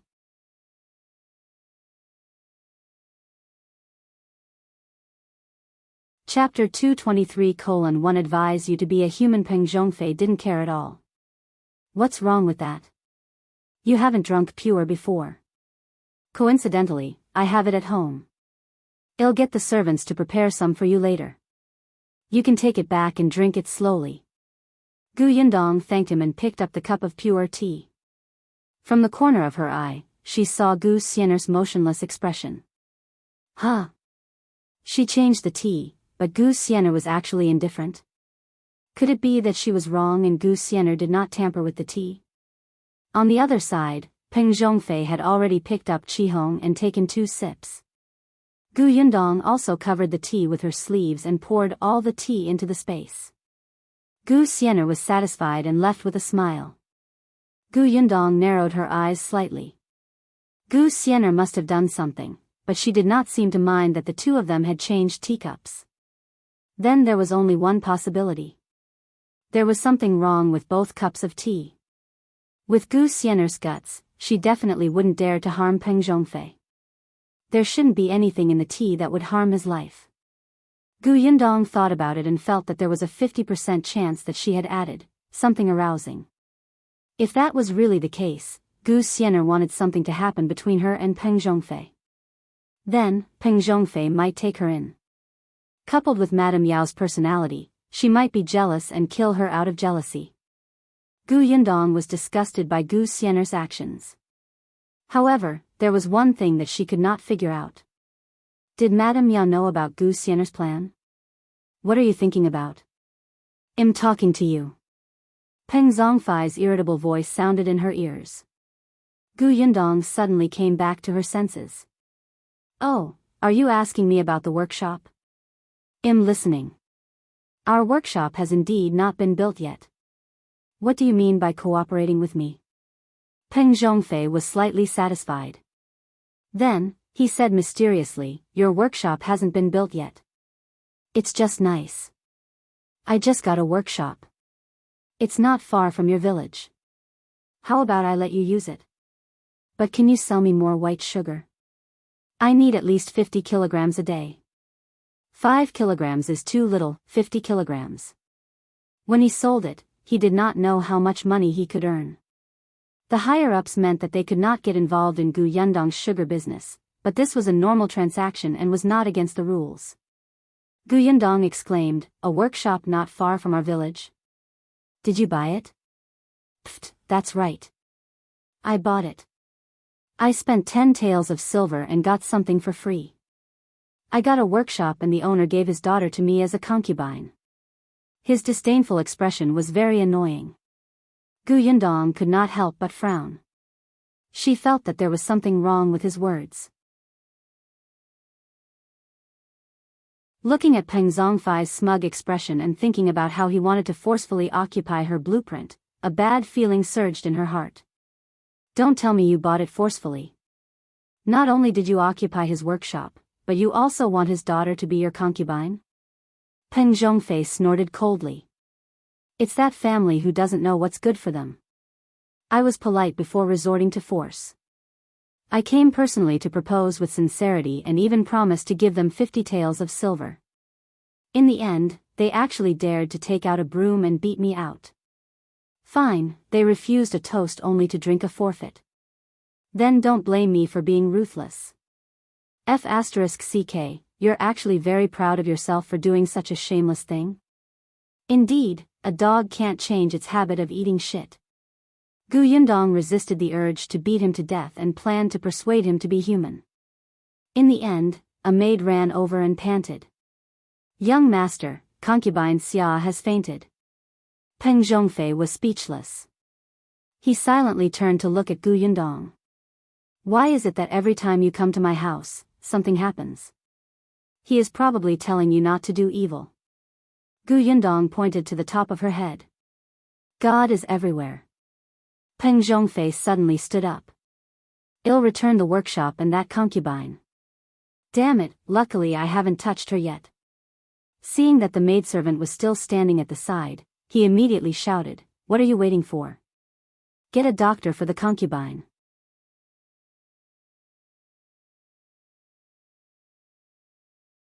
Chapter 224, Returning you a concubine. The maidservant trembled. She was a little afraid of Peng Zhongfei and quickly ran away. Peng Zhongfei took a deep breath and almost fell down the stairs. He thought that his guilty conscience had caused his limbs to go limp. However, after taking a few steps, even her eyes were a little blurry, and her breathing became hurried. When they reached the entrance of the plum garden, Xian'er ran out of nowhere. "Young master, are you all right? I'll help you back to your room to rest." Peng Zhongfei nodded randomly. He also realized that something was wrong with himself. However, he felt that this must be the old man in the sky punishing him. He was so afraid that he was about to die. He was about to lose his mind when he instructed his servant, "You, quickly let the woman I just brought back home. Return the workshop and give some silver to her." The servant held his other side and hurriedly nodded. "I understand. Master, you look sick. Shall I call the doctor?" Xian'er instantly became nervous. Just as she was about to find an excuse, Peng Zhongfei waved his hand. "No need. I'm fine. Hurry up and do what I instructed. I'll be fine after resting for a while." Deep down, he felt that as long as he made up for her, he would be fine. "Hurry up and go. I don't need your help." The servant could only let go and instruct Xian'er to take good care of the young master before running away in a hurry. Xian'er heaved a sigh of relief and quickly brought Peng Zhongfei to a house near the plum garden. After placing him on the bed, she hurriedly returned to the plum garden. Gu Yundong had actually seen the situation on Peng Zhongfei's side from afar. When she saw Xian'er return, her guess was 70 to 80% confirmed. She immediately leaned against the pillar at the side and panted, her fingers trembling slightly. Xian'er's face lit up. The plan had succeeded. Without another word, she helped Gu Yundong up. Seeing that she wanted to push her away, she hurriedly said, "Cousin, I know you don't like me, but look at you.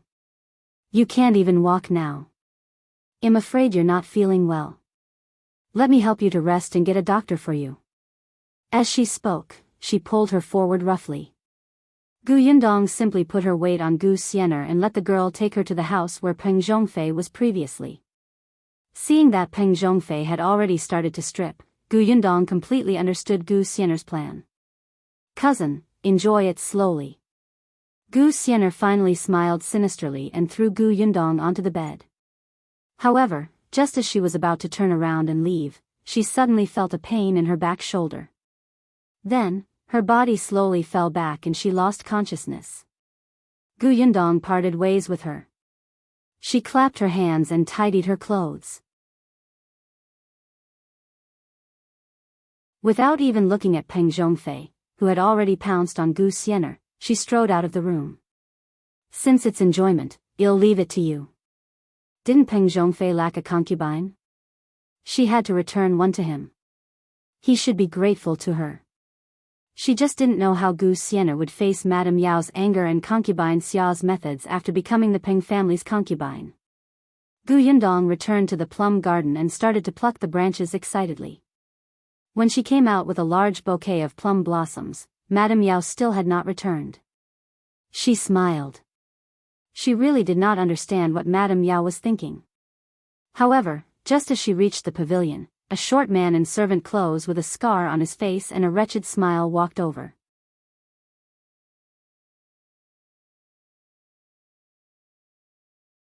Chapter 225. Madame Yao has fainted. Gu Yundong had just frowned when she heard him ask, "You're Miss Gu, right? Are you feeling unwell?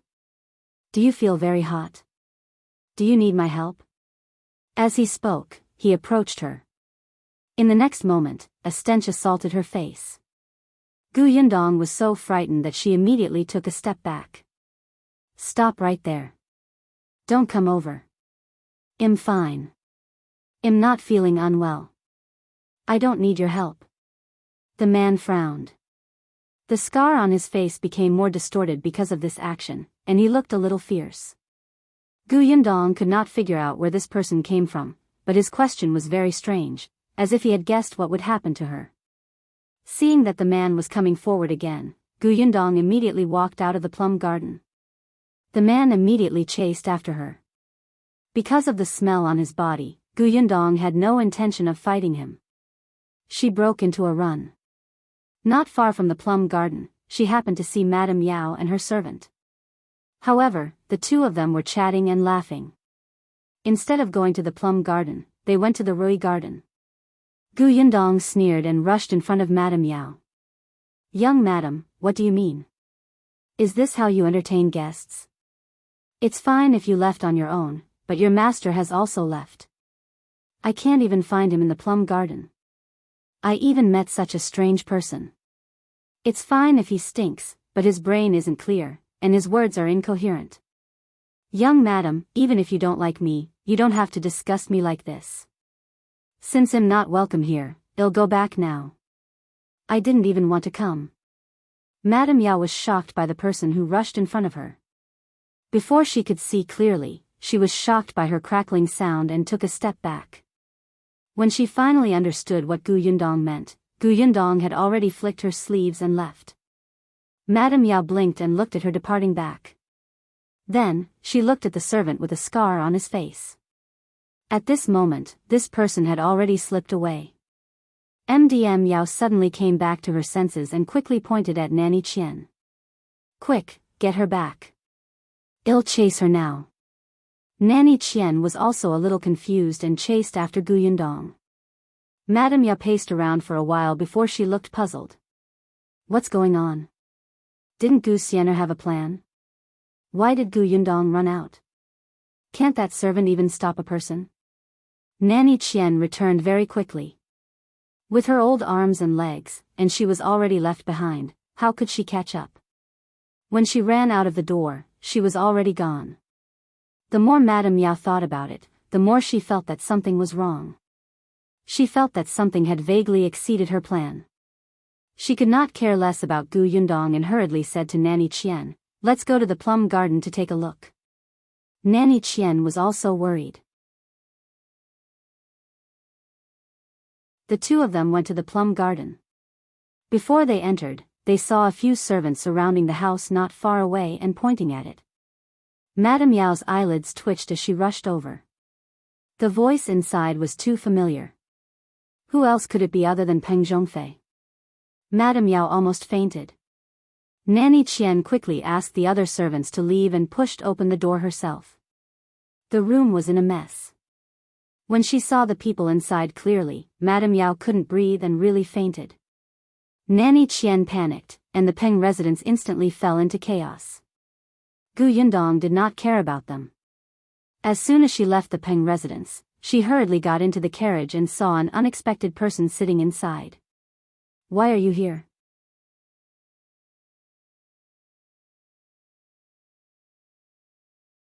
Chapter 226. Bringing news of the Peng residence. Shao Qingyuan couldn't be bothered to answer. However, when he saw her anxious expression, he immediately became nervous. "How are you? What could possibly happen to me?" "Then why did you?" It was as if someone was chasing after her. Gu Yundong waved her hand. "I'm not the one in trouble. Don't worry, well, just watch the show from now on." She didn't ask why Shao Qingyuan was here anymore. She felt that it might not be good to ask too much. However, it was undeniable that there was an indescribable joy in her heart.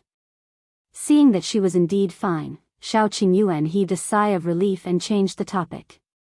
"Do you want to go to the shop to take a look?" "Go ahead. She was in a good mood. Now that something like this had happened to Gu Xian'er, it was no longer a problem. The carriage drove in the direction of the shop. Only then did she realize that the streets were much livelier than before. All kinds of New Year goods had already been placed. There was a folk song circulating in old Beijing, "Children, children, don't be greedy. After Laba, it will be the New Year." It seemed like everyone was already preparing for the New Year. Gu Yundong thought of the villagers in the workshop. She turned to Shao Qingyuan and said, "The workers can only take 5 days off for the New Year at most.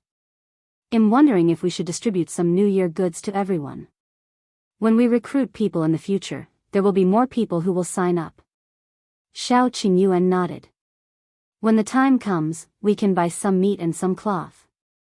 It's not good to give too much in the first year. It'll easily raise their appetite. If we give them too little in the future, they'll complain." Gu Yundong thought so too. When she earned more money in the future, she would slowly increase the benefits. The two of them discussed how much they should pay as they spoke. When they arrived at the shop, they saw Zhuangzi sending a customer out with a smile.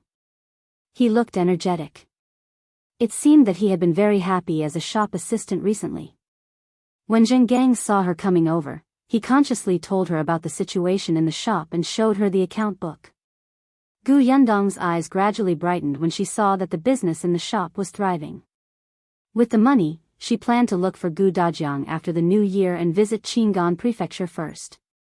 In the following days, Gu Yundong became even busier. This was the first year since she arrived at Yongfu village.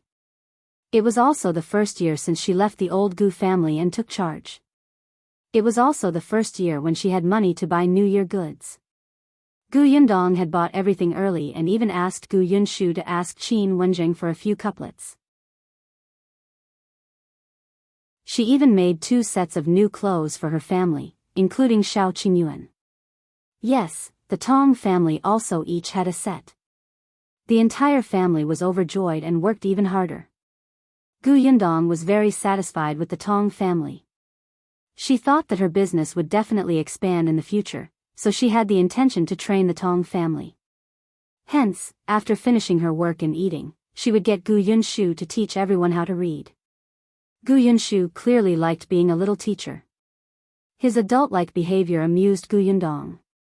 The Tong family was even more excited. It was very rare for servants to be able to read. Therefore, even though they had been busy for the entire day, they did not slack off at all when they studied. To Gu Yundong's surprise, the one who had learned the best was the second son of the Tong family, the man who had never remarried and had almost no presence. She did not go to the Peng residence again, but she had agreed to watch the show. Naturally, she asked someone to pay attention to the commotion there. The best candidate was Lu Wei. After all, he was also a gossip. On the 23rd day, Lu Wei lived up to her expectations and brought her the aftermath of what happened that day, as well as Gu Xian'er's end.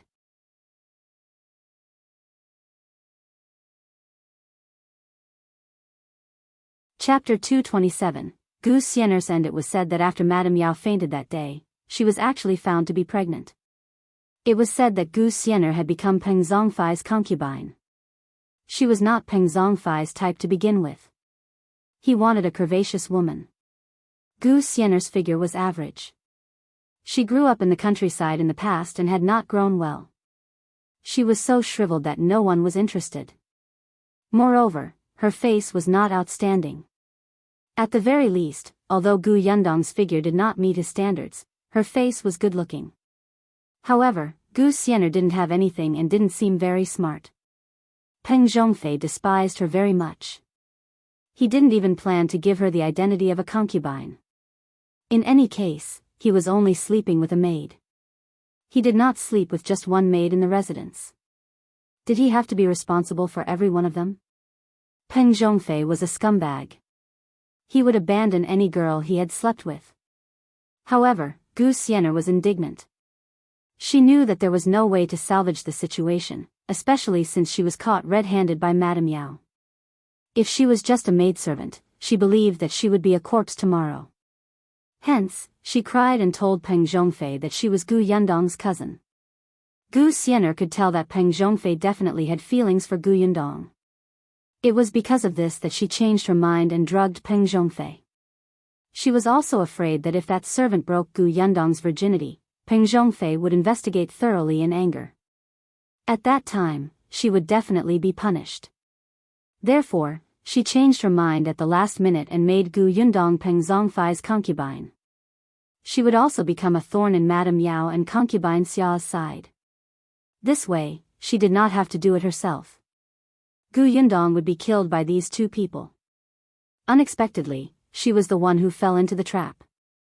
Gu Xian'er hated Gu Yundong to death. If possible, she wanted to strangle her to death with her own hands. However, she did not have the time. She could not even take care of herself. How could she have the time to find trouble with Gu Yundong? Her life was more important. She even had to use Gu Yundong's name to save her life. What happened after that? Gu Yundong could not help but twitch his lips. She did not expect Gu Xian'er to be so quick-witted. However, as her protective umbrella, she felt very disgusted. Lu Wei said mysteriously, as the saying goes, "What makes you may also destroy you." Gu Xian'er did use her identity as your cousin to become a concubine, but Concubine Xia didn't know that your relationship wasn't good. She thought that the two of you had joined forces to enter the Peng residence to snatch her love. Therefore, Concubine Xia felt that Gu Xian'er was a huge problem. If she didn't get rid of her, Peng Zhongfei would be in the hands of the two sisters sooner or later. She would be completely thrown into the cold palace. How could she do that? Getting rid of Gu Xian'er became the thing she needed to do the most. Not only did she want to get rid of Gu Xian'er, but she also wanted to take the opportunity to deal with Madame Yao. Hence, Madame Yao lost her child because of Gu Xian'er. Madame Yao hated her to death. However, Peng Zhongfei had only given her a small punishment because of Gu Xian'er and Gu Yundong. Madame Yao was not satisfied. She told Peng Zhongfei that the two of them were like fire and water. That day in the plum garden, Gu Xian'er had wanted to set Gu Yundong up with the servant who poured the urine. In the end, Gu Yundong was fine and she climbed into young master's bed. When Peng Zhongfei heard this, he was even more convinced that Gu Yundong had been blessed by someone to escape safely. After further investigation, Madame Yao was indeed telling the truth. Peng Zhongfei hated Gu Xian'er to the core and handed her over to Madame Yao to deal with. He originally wanted to punish Madame Yao. He was not a fool and naturally knew that there was something wrong with Madame Yao. However, she had already aborted the child. It was fine if she said a few words, but he completely hated Madame Yao. When Lu Wei said this, he even added with a smile, "Oh right, Peng Zhongfei also asked me to pass you a message."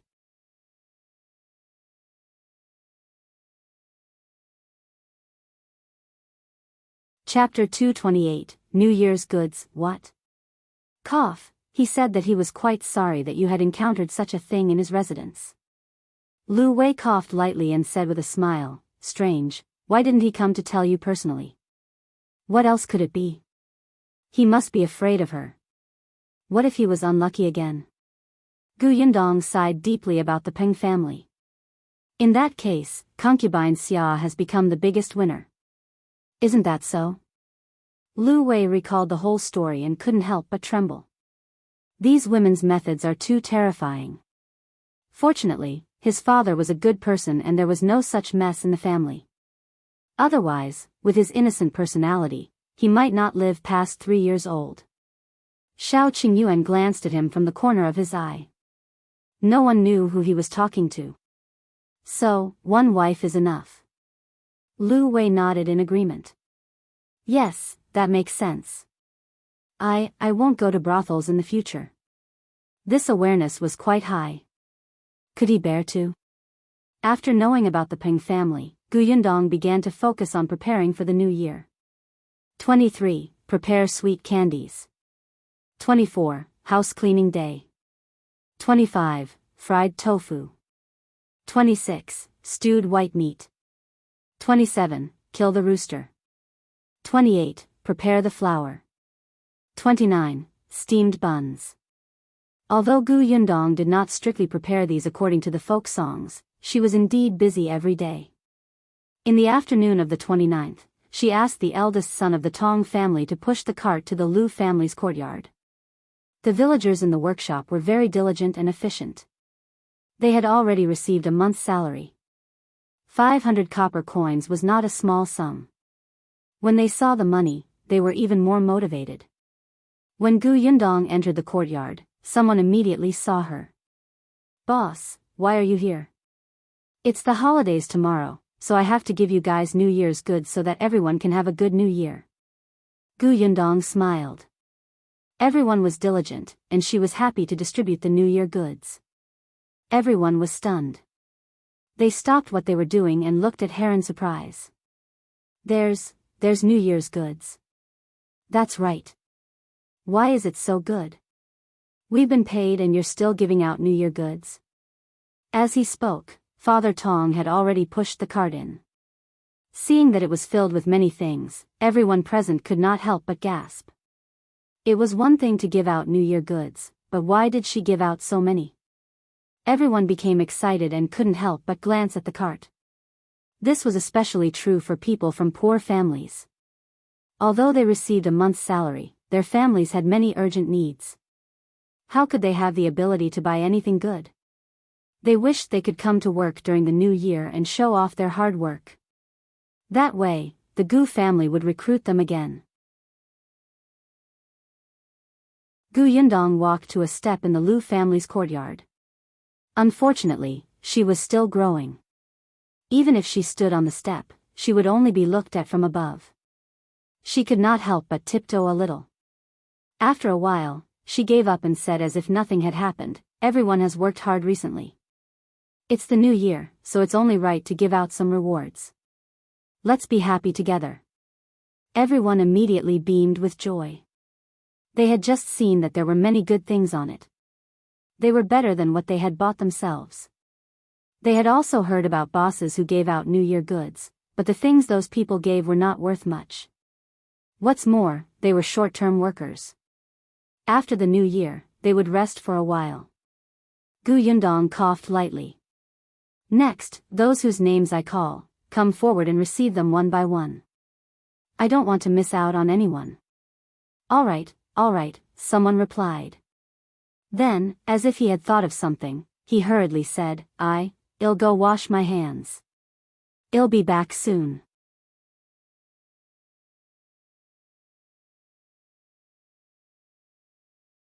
Chapter 229.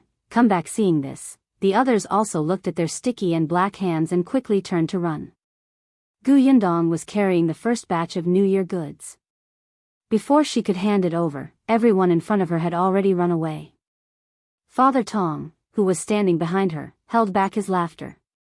He simply lowered his head and began to organize the things on the cart, looking very busy. Gu Yundong was speechless.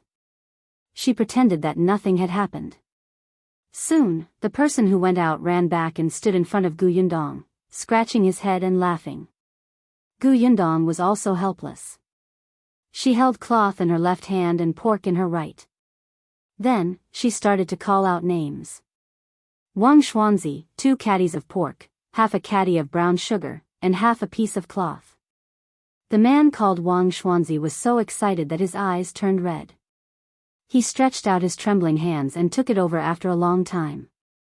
The next moment, he wiped his eyes fiercely. "Boss, thank you. Thank you."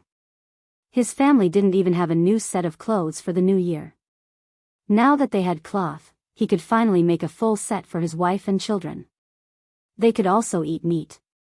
Gu Yundong smiled and said deliberately, "After receiving the New Year's goods, you have to work hard. You will only rest tomorrow."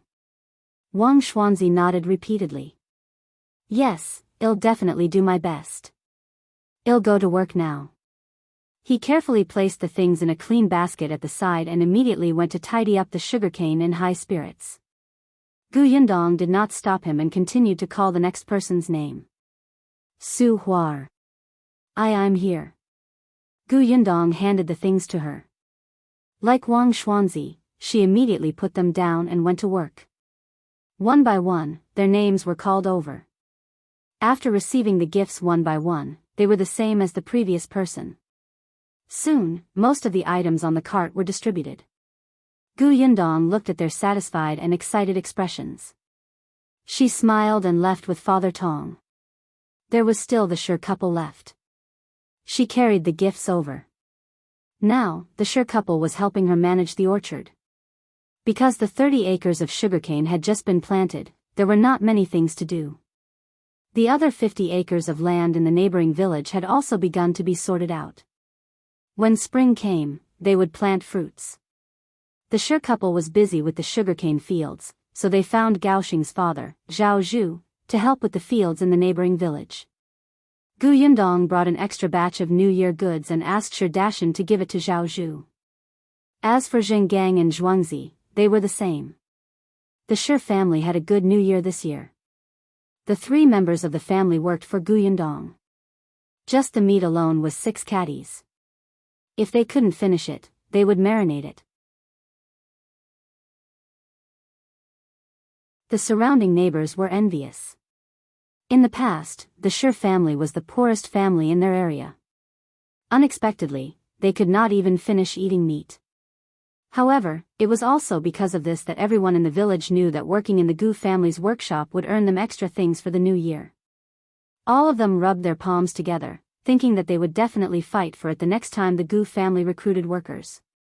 Qin Wenjing and the Lu family were also given New Year goods.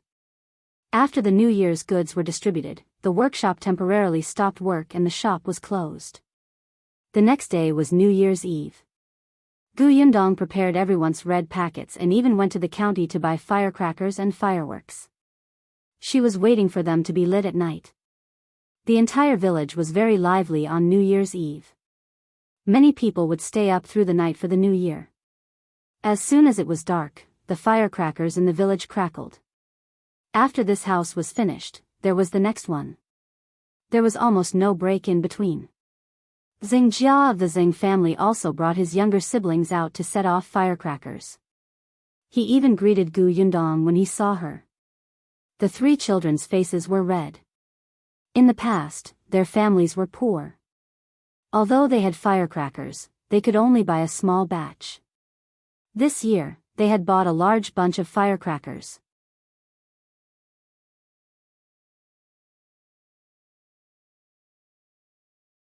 Chapter 230, Brother Shao is too pitiful. After the Zhang family finished setting off the firecrackers, they bade Gu Yindong and HR family good night and closed the door.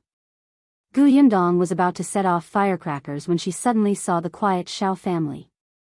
Ever since they moved to the new house, Zhang Hu had also returned home. Shao Qingyuan was the only one left in the Shao family. She thought about how he was alone. Although he had prepared some New Year goods, they were not much. Shao Qingyuan had helped her buy the firecrackers, so Gu Yindong really did not know if he had prepared them for himself. At the side, Gu Yunshu also looked at the Shao family's door. She sighed and said faintly, "Brother Shao is too pitiful." Gu Yindong's heart skipped a beat. She lowered her head and asked Gu Yunshu, "Do you dare to release these firecrackers?" Gu Yunshu clenched his fists. He had never done it, but he had seen kids crying after being injured by the firecrackers. At that time, she was quite afraid. Now, she was a little excited and had forgotten about that. But now that eldest sister asked, he remembered again. Gu Yunshu looked at his elder sister resentfully. After thinking about it, he felt that he did not have to be afraid. He was a little man and could handle dangerous matters. He took a deep breath and was about to nod when Gu Yindong said to him in a low voice, "Eldest sister doesn't dare either. Why don't you ask Brother Shao to help us light them?" Gu Yunshu held his breath and ran towards the Shao family after being pushed by Gu Yindong. The Tong family members standing behind Gu Yindong were speechless. Actually, they dared. However, they could only be invisible now. They did not dare to say or ask anything. On the other hand, the young lady, Gu Yunka, looked up as she ate peanuts. "Elder sister, Kiki will light the fire. Kiki is amazing."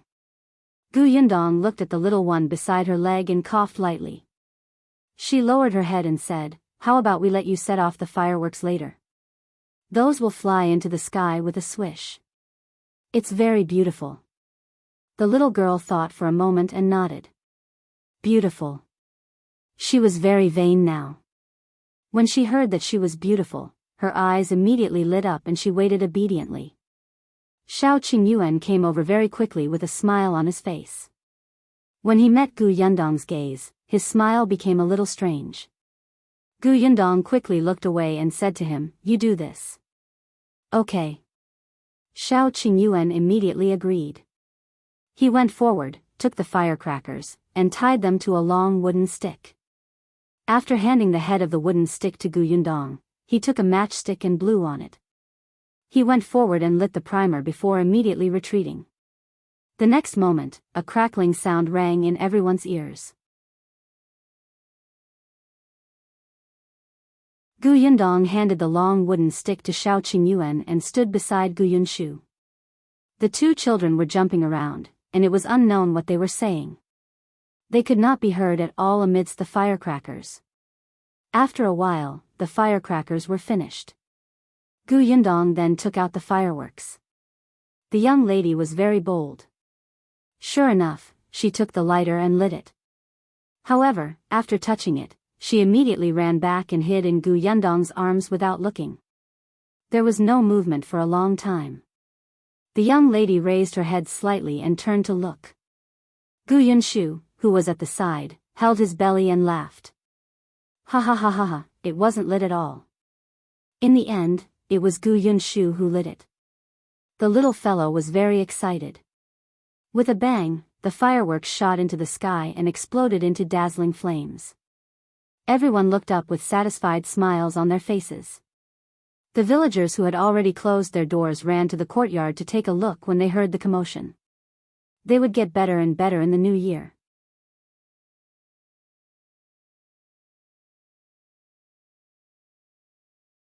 Chapter 231, Receiving Red Packets for the New Year. After the fireworks, the Gu residence was about to close, so Shao Qingyuan went back. However, when he returned home, he went straight to the roof and lay on it to listen to the continuous firecrackers in the village. He turned his head slightly and looked at the Gu family. Unfortunately, the Gu family's house was built so high that he could only see the walls. Not daring to light a fire? Well, if you say you don't dare, so be it. On New Year's Eve, Shao Qingyuan lay on the roof and stayed up all night. Early in the morning on the first day of New Year, Madame Yang put on new clothes for the two children and sat happily in front of the dressing table to put on makeup. Previously, Gu Yundong saw that her hands were so cold that they had frostbite, so she bought frostbite cream. Later on, she even bought face cream and lip cream to prevent her skin and lips from cracking and bleeding from the cold. Madame Yang had been using it for a while, and her face was much tenderer now. After cleaning up, the three of them left the room and ran to Gu Yundong's room to pay their New Year greetings. Gu Yundong held a red packet in his hand and gave one to each of them. After dinner, she gave each of the Tong family a red packet. Soon after, Dong Xiulan brought the three children to pay a New Year visit. Gu Yundong had prepared a lot of dried fruits, pastries, and sweets. If anyone came, Gu Yundong asked made sugar water, representing the sweetness of the new year. The Gu family was very lively. Many people came one after another. Shi Dashan's family of 4, Feng Daning's family of 4, as well as the people who worked in the workshop, the villagers who built her house, and other families who had connections to all came happily. Gu Yunshu and his sister had already gone to the village chief's house to pay their New Year greetings. They were also looking for Niu Dan to play with. On the other hand, Shao Qingyuan hadn't come. At noon, when everyone was almost home, he came over to eat. This was what they had agreed on at that time. He would eat breakfast at the Zhang family's house and lunch and dinner at the Gu family's house. This way, he would not be alone for the new year. Gu Yundong had also prepared a red packet for him. Unexpectedly, before he could take it out, Shao Qingyuan handed one to her. The two of them were stunned at the same time. Gu Yundong blinked and heard Shao Qingyuan say, "I thought that auntie might not remember this, so I prepared it for you. You'll have a red packet for the new year too." Madame Yang really did not remember that. She had even happily accepted one. Gu Yundong's eyes burned as she looked at the redness in her palm. This was not only the first red packet she had received in this world, but also the first she had received in her 2 lifetimes. In her previous life, when she had a phone, there were indeed people in the group who sent it, but it was everyone who fought for it. The red packet that was handed to her alone was actually so precious. Gu Yundong lowered her eyes. After a while, she looked up and smiled. Thank you. Later on, she went back to her room and opened it.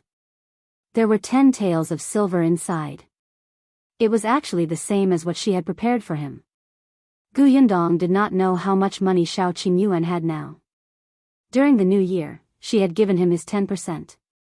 However, Shao Qingyuan had only taken out a banknote worth 100 taels of silver and returned the rest to her. He said that the money was enough for him. He would leave the rest to her as an investment. He had also bought some New Year goods during the new year. Many of the things at home had been changed.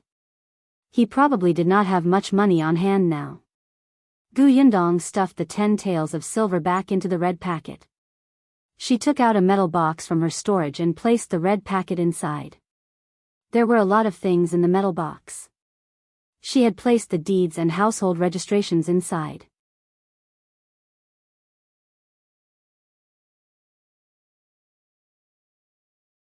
Chapter 232. The Qian family's granny is here. On the second day of the new year, everyone started to visit their relatives.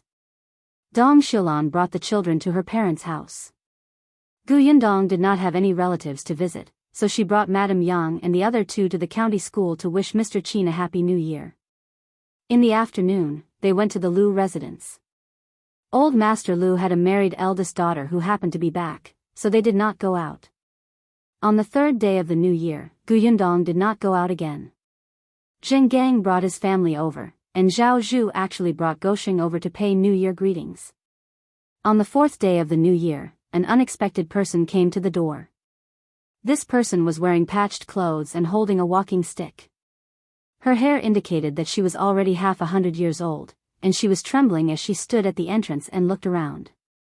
Father Tong almost thought that she was here to beg. After asking a few more questions, he found out that this old lady was old Madame Qian from the neighboring village.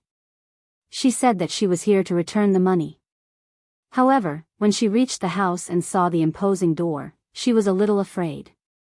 Her heart was beating like a drum, so she hesitated and did not dare to knock. Father Tong did not recognize this person and quickly went to report to Gu Yundong. Gu Yundong asked her to come in first. Seeing that the old lady was very cold, she quickly moved the brazier over to let her warm up. At this moment, she also remembered who the Qian family in the neighboring village was. It was the big Qian that she had caught with when he came to her house to be a thief with Zhuangzi and Hu Liang. Back then, when she asked the 4 of them to hand over 5 taels of silver, Hu Liang handed it over. Zhao Zhu's family was all right, and they gritted their teeth and handed it over. Zhuangzi's family handed over a little, and the rest was paid off. Only Big Qian.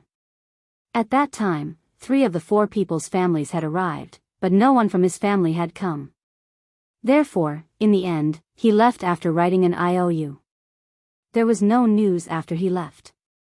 Later, when Zhuangzi became familiar with her, he told her that Big Qian had gone out to look for work. He only had one grandmother. She was old and clumsy. When Big Qian was born, he fell sick. His parents brought him to the county city to see a doctor. The county city was very chaotic that year. At that time, the county magistrate was not only afraid of death, but also extremely stupid. There was a fight in the city every other day. His parents were implicated and both died. In the end, Big Qian was brought back by a fellow villager. He even recovered from his illness. Rumors spread among the villagers in an instant. They said that he was a jinx who doomed his parents and exchanged his parents' lives for his own. Big Qian had been criticized since he was young. Even though his grandmother did not believe those words and was good to him, he still developed an inferiority complex, and a sensitive, and malicious personality. He didn't have any friends when he was young and was often beaten up until he was covered in injuries. Later on, he slowly grew up and knew how to fight back, but he couldn't beat most of them. Hu Liang could be considered his first friend. Not only did he help him when he was beaten up, but he also brought him along. After following him, Big Qian knew that what Hu Liang did was not the right path. But what did it matter? They were friends and should help each other. Besides, these people scolded him and hit him first. They only stole a little and didn't hurt them. Look, after he followed Hu Liang, these people were scared to death when they saw him. Grandma Qian was furious because of this, but what could she do? She was old and could not control it. It was not until a few months ago when Grandma Qian fainted from anger and the doctor said that she could not be agitated anymore that Big Qian came back to his senses. He only had one family member. They had relied on each other since he was young. How could he bear to let anything happen to her? Therefore, Big Qian went to Hu Liang and said that he did not plan to fool around in the future and would farm obediently. Of course, Hu Liang was unwilling. Even Zhuangzi and Goshen could not understand at that time. They scolded him for being ungrateful and worse than a beast. However, Big Qian had already made up his mind. He had no choice. In the end, Hu Liang asked him to do one last job. At that time, they had gone to steal Gu Yundong's money, but they failed.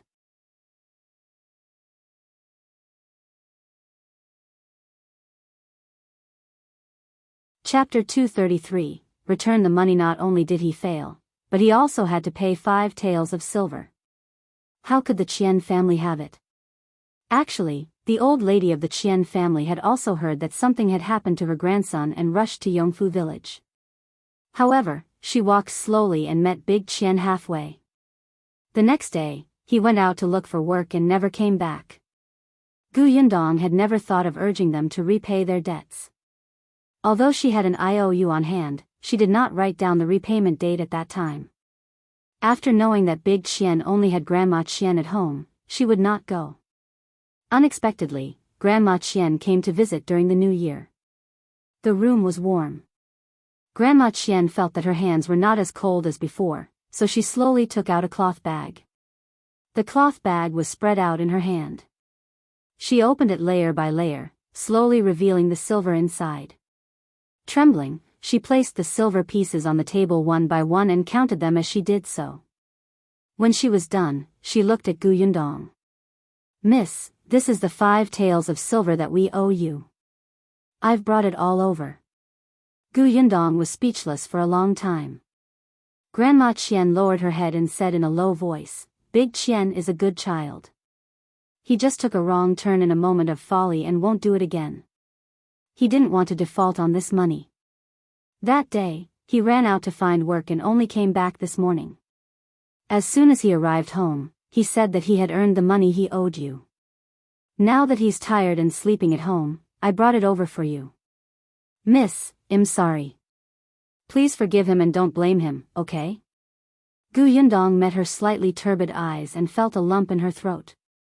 After a while, she said in a slightly hoarse voice, "Yes, I'll forgive him if he can change his ways." The wrinkles on Grandma Qian's face loosened, and she smiled until her eyes narrowed. All right.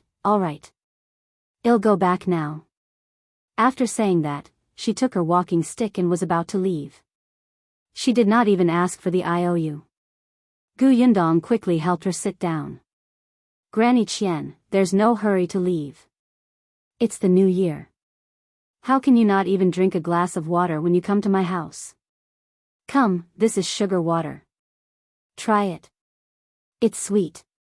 Miss, besides, Big Qian even gave me an IOU back then. I don't even know where I put it. I have to find it and return it to you, lest I can't explain it in the future, right?" When Grandma Qian heard this, she remembered that there was such a thing. This time, it was not easy for her to leave. Gu Yundong placed the walking stick aside and stuffed a warm cup into her hand. She subconsciously picked it up and took a sip. She was stunned. It was really sweet. It was different from the brown sugar she drank when she was young. Other than sweetness, there was no other taste. Gu Yundong brought her soft pastries again, but the old man refused to eat them. At this moment, Gu Yunshu and Gu Yunke returned. She waved and asked them to coax Grandma Qian to eat. She turned around and returned to her room, quickly finding the IOU. She looked at the note in her hand and sighed slightly. She had to accept the 5 taels of silver. Since the guy had done it, he had to pay the price. If she saw that the other party was pitiful and let him go easily, then how could she manage the workshop and shop? When the other party did something wrong later, he would cry in front of her and complain. Then, her workshop would at most be at this size. However, she could not watch Grandma Qian go back just like that. Grandma Qian was a good person. She had never thought of giving this old woman a hard time. Moreover, to be able to earn 5 taels of silver in such a short period of time, Big Qian was clearly not too stupid.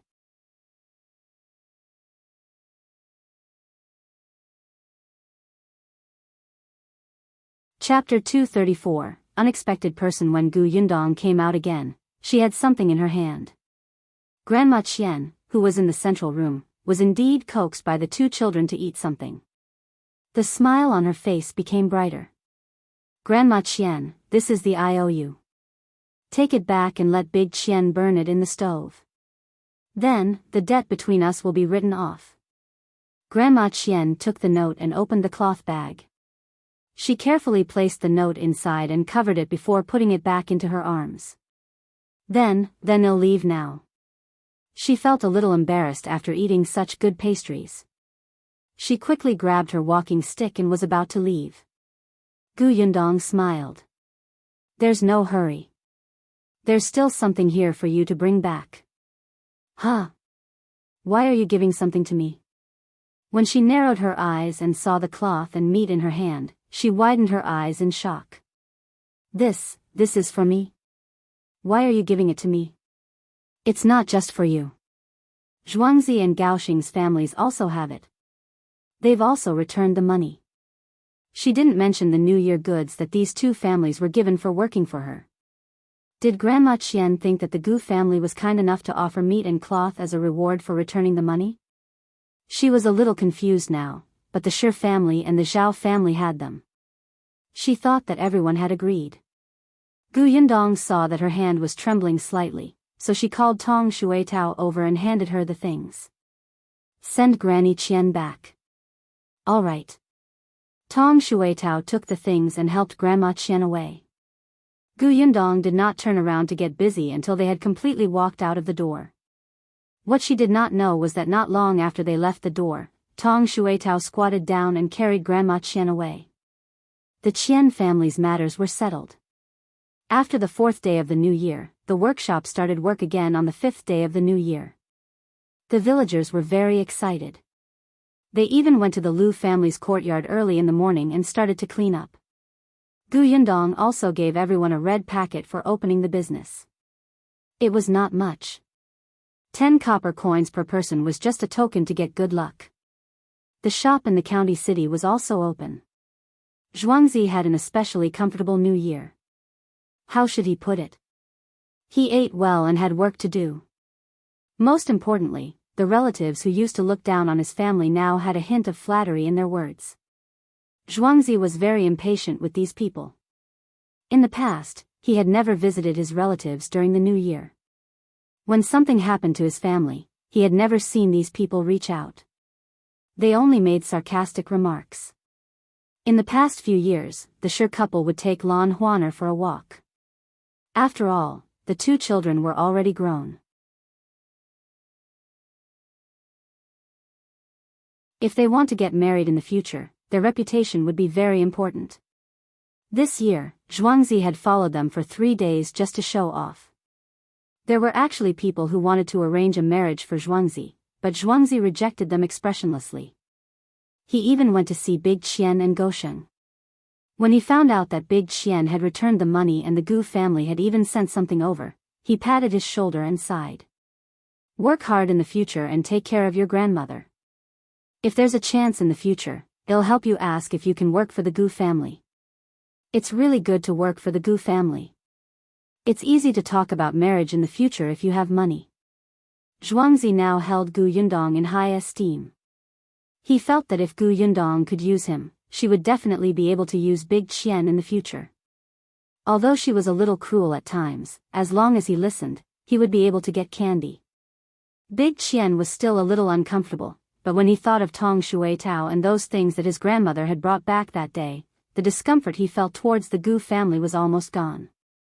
Gosheng was now working for his father, helping him tidy up the orchard. This guy was also very obedient. The four thieves had all turned over a new leaf. Other than Hu Liang, who had broken his legs and was still lying in bed. Even his parents had begun to despise him. Gu Yundong's workshop and shop were on the right track. There was no problem for the time being, but an unexpected person came to Yongfu village that day.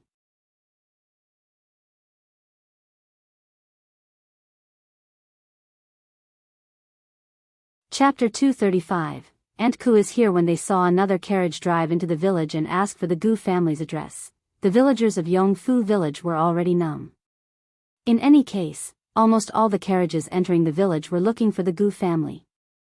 However, the children in the village still skipped behind the carriage to join in the fun. The carriage stopped at the entrance of the Gu residence.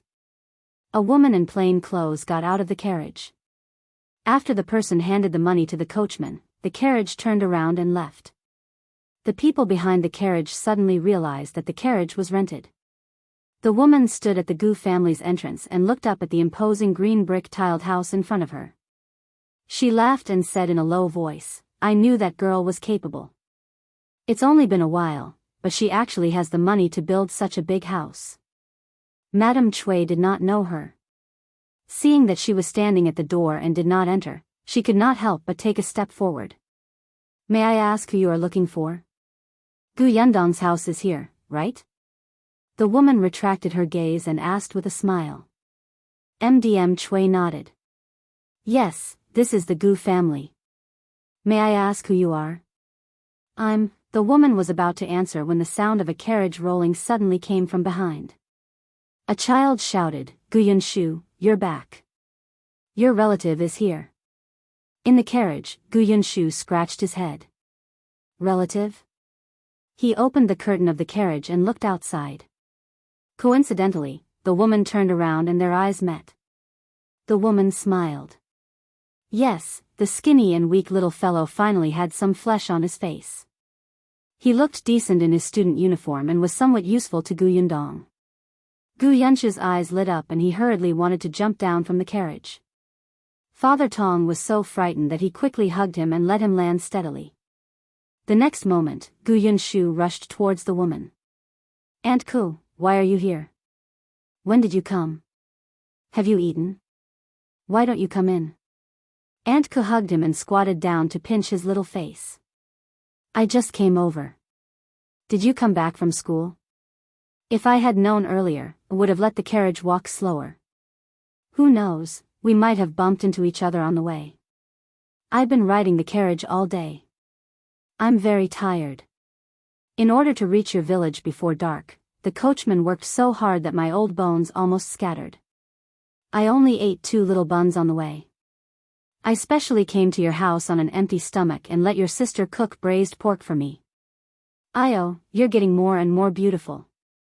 You look really energetic in these clothes. Have you been in school for a few days? How's the teacher of the school? Did any of your classmates bully you? How many friends have you made? Is the school very far away? Your elder sister is really too much. Why didn't she find a closer place for you? Look at the cold weather. You have to rush to school in the morning. You'll fall sick from the cold." Gu Yunshu chuckled. He knew that Aunt Ku looked serious, but she could ramble on for 2 hours without stopping in front of him and his sister. But even so, Gu Yunshu was very happy and did not find her annoying at all. "It's only been a month. Aunt, let's go in first. It's cold at the door. I'll bring you to see our house. My house is very beautiful. Come." He pulled Aunt Ku inside. Eldest sister, mother, Kiki, Aunt Ku is here. Gu Yundong was in the backyard with Madame Yang and Gu Yunka. She did not know what had happened in front. Now that Gu Yunshu was shouting at the top of his lungs, she could vaguely hear him. She was stunned and quickly ran out. Aunt Ku. It's really you. Why are you here?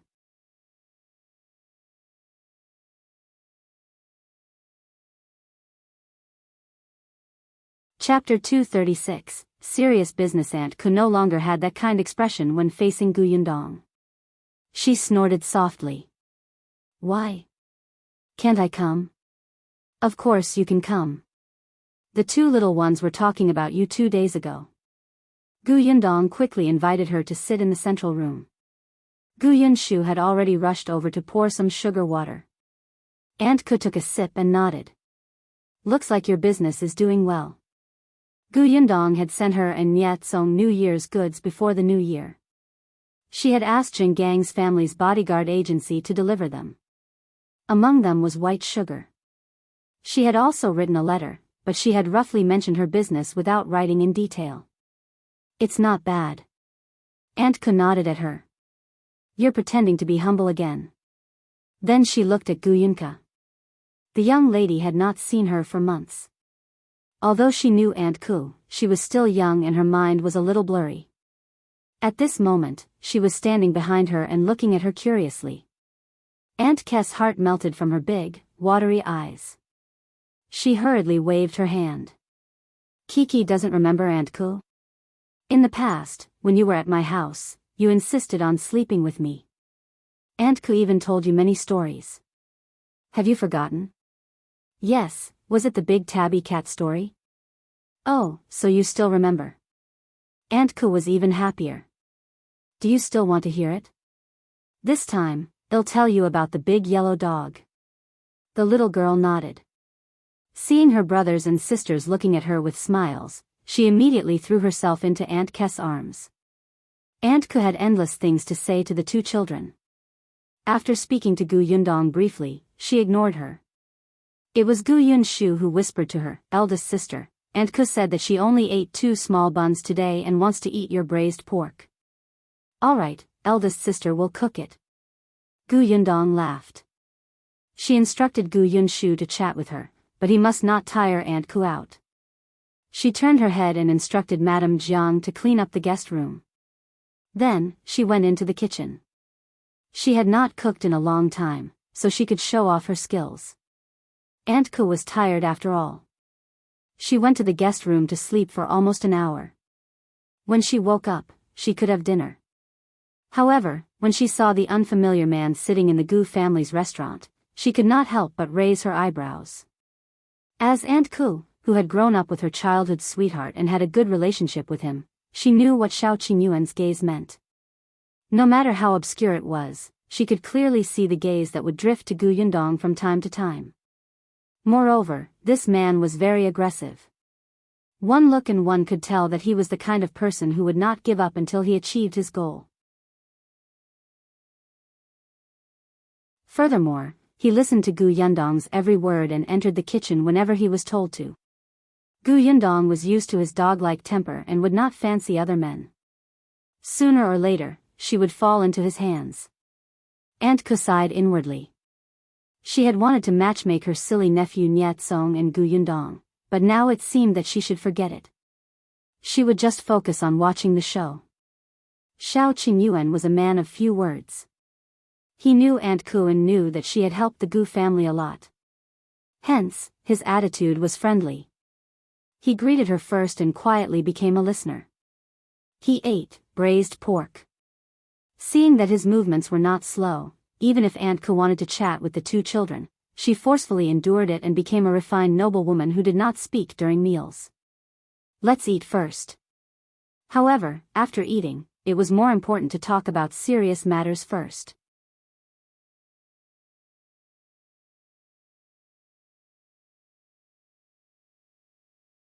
Chapter 237. Does Big Sister not want me anymore?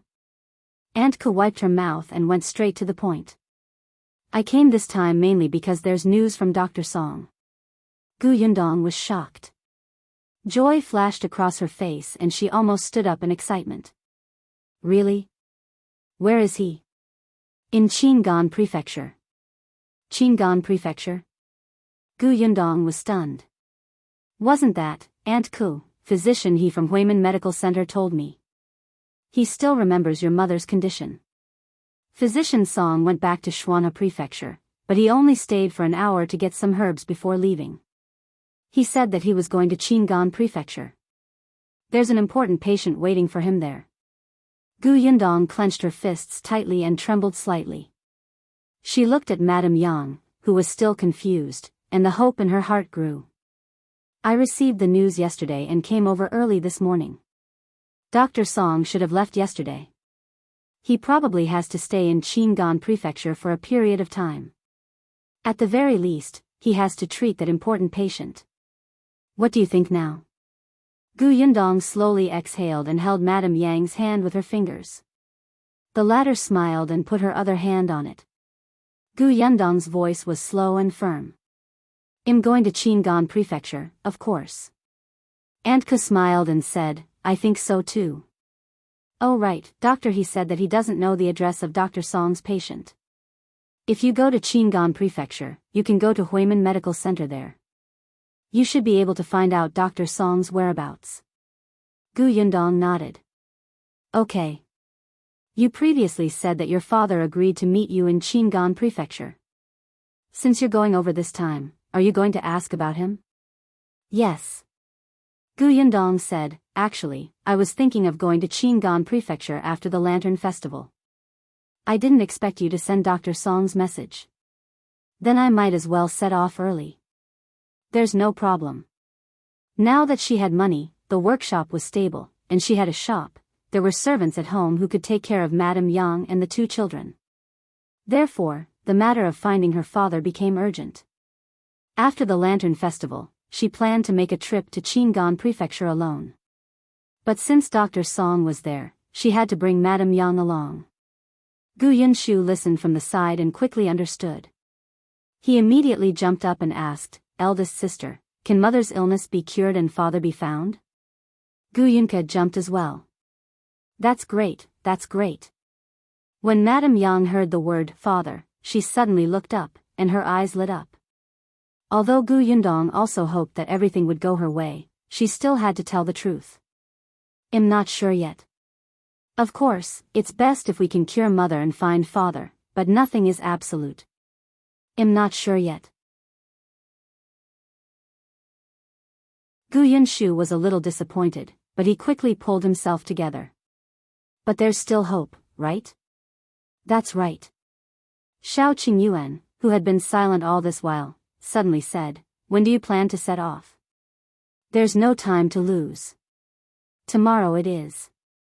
This time, even Aunt Ku was surprised. So fast? Yes, I'll make some arrangements in the morning and leave in the afternoon. The atmosphere in the central room suddenly became tense. Even Gu Yunka seemed to realize something. She quietly pulled Gu Yundong's hand and asked softly, Eldest sister, are you leaving? Where are you going? What about me? Gu Yundong carried her over. Eldest sister will be away for a while.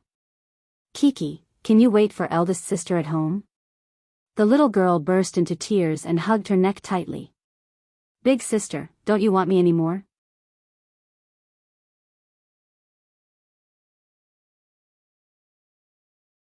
Chapter 238, Explanation. Gu Yundong did not know whether to laugh or cry. She simply carried her out. As they walked, she coaxed her softly, how can eldest sister not want Kiki? Eldest sister is bringing mother to the doctor. Kiki also knows that mother is sick, right? The little girl buried her head in her arms, but she still nodded gently. That doctor is very far away now. Your eldest sister has to bring mother over quickly. This way, she can bring mother back as soon as possible.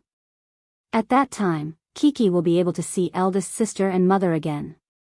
At that time, will mother recover from her illness? It's possible. That doctor is very powerful.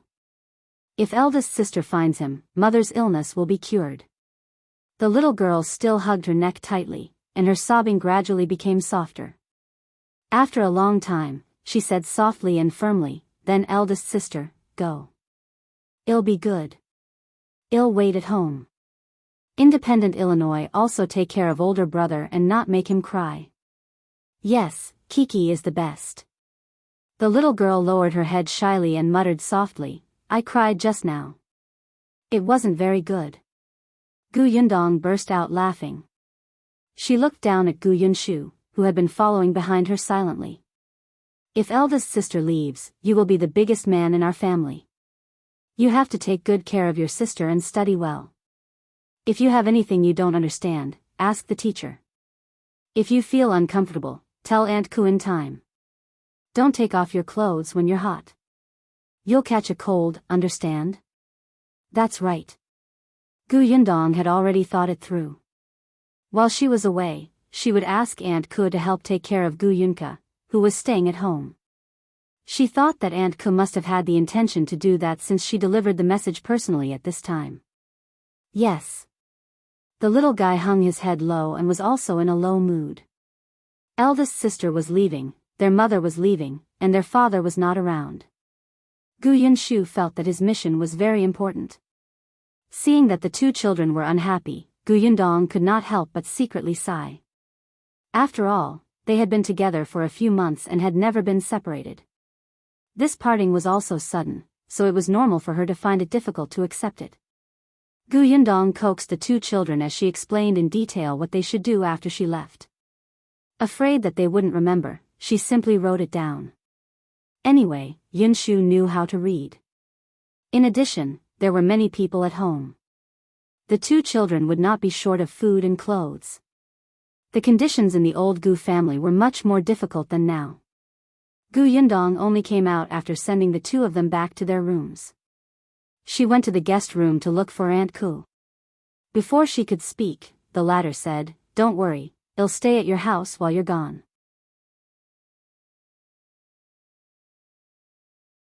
"I have no problem taking care of the two children. Besides, I didn't expect you to have servants at your house. They can help." Gu Yundong trusted Aunt Ku. She took out a banknote. Aunt Ku frowned. "Why? Is this considered my salary? Do you want to be my boss?" She sounded very unhappy. Gu Yundong shook her head. "Of course not. This is the cost of food. You have to eat and wear, right? Keep the rest on you for emergencies. I don't know when I'll be back. When the weather warms up later, you still have to buy cloth to make clothes for Yunshu and the rest." Aunt Ku accepted it in satisfaction when she heard her tone. Gu Yundong came out after exchanging a few words with her. She still had some things to tell the Tong family. However, not long after she walked out of the guest room, she saw a figure standing in the courtyard. Shao Qingyuan's expression flickered under the night sky, looking a little cold.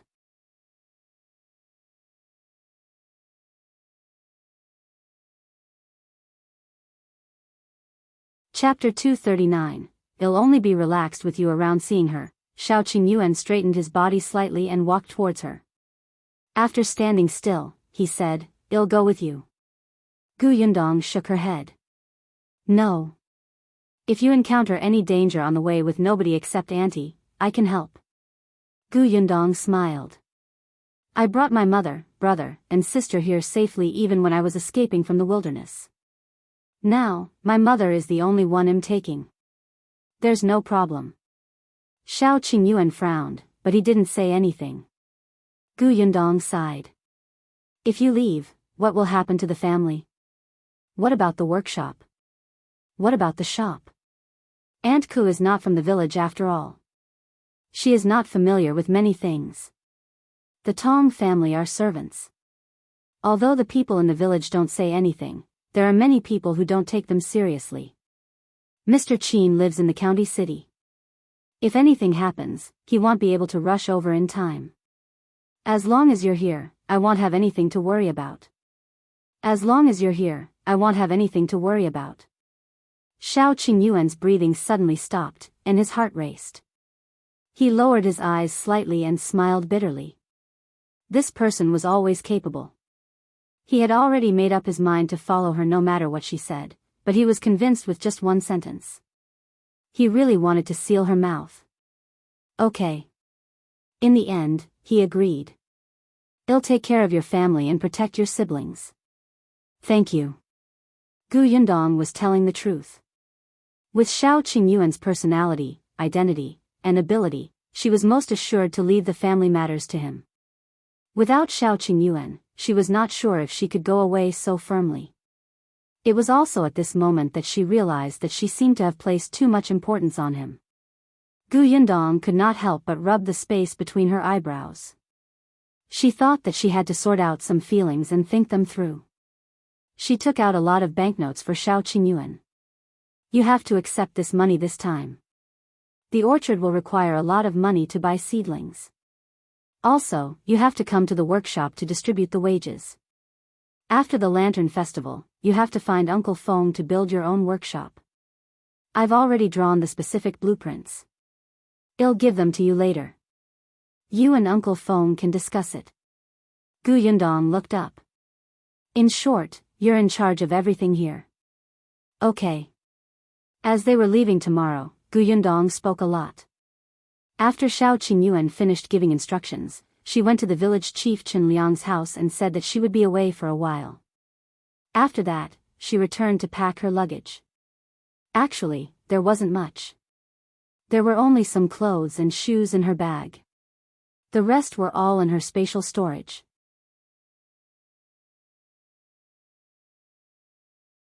After going through everything, she returned to her room to sleep. The next morning, she got up early again and went to the kitchen to make a lot of good food. Then, she took some and put them into her spatial storage without anyone knowing. Her spatial storage could preserve freshness, so she could eat warm food on the way. She was not in a hurry to leave. After the two children got up and bade them farewell, she brought Madame Yang into the carriage under their reluctant gazes. Madame Yang didn't know what to do at first. It was only after Aunt Ku patiently explained it to her last night that she vaguely understood half of it.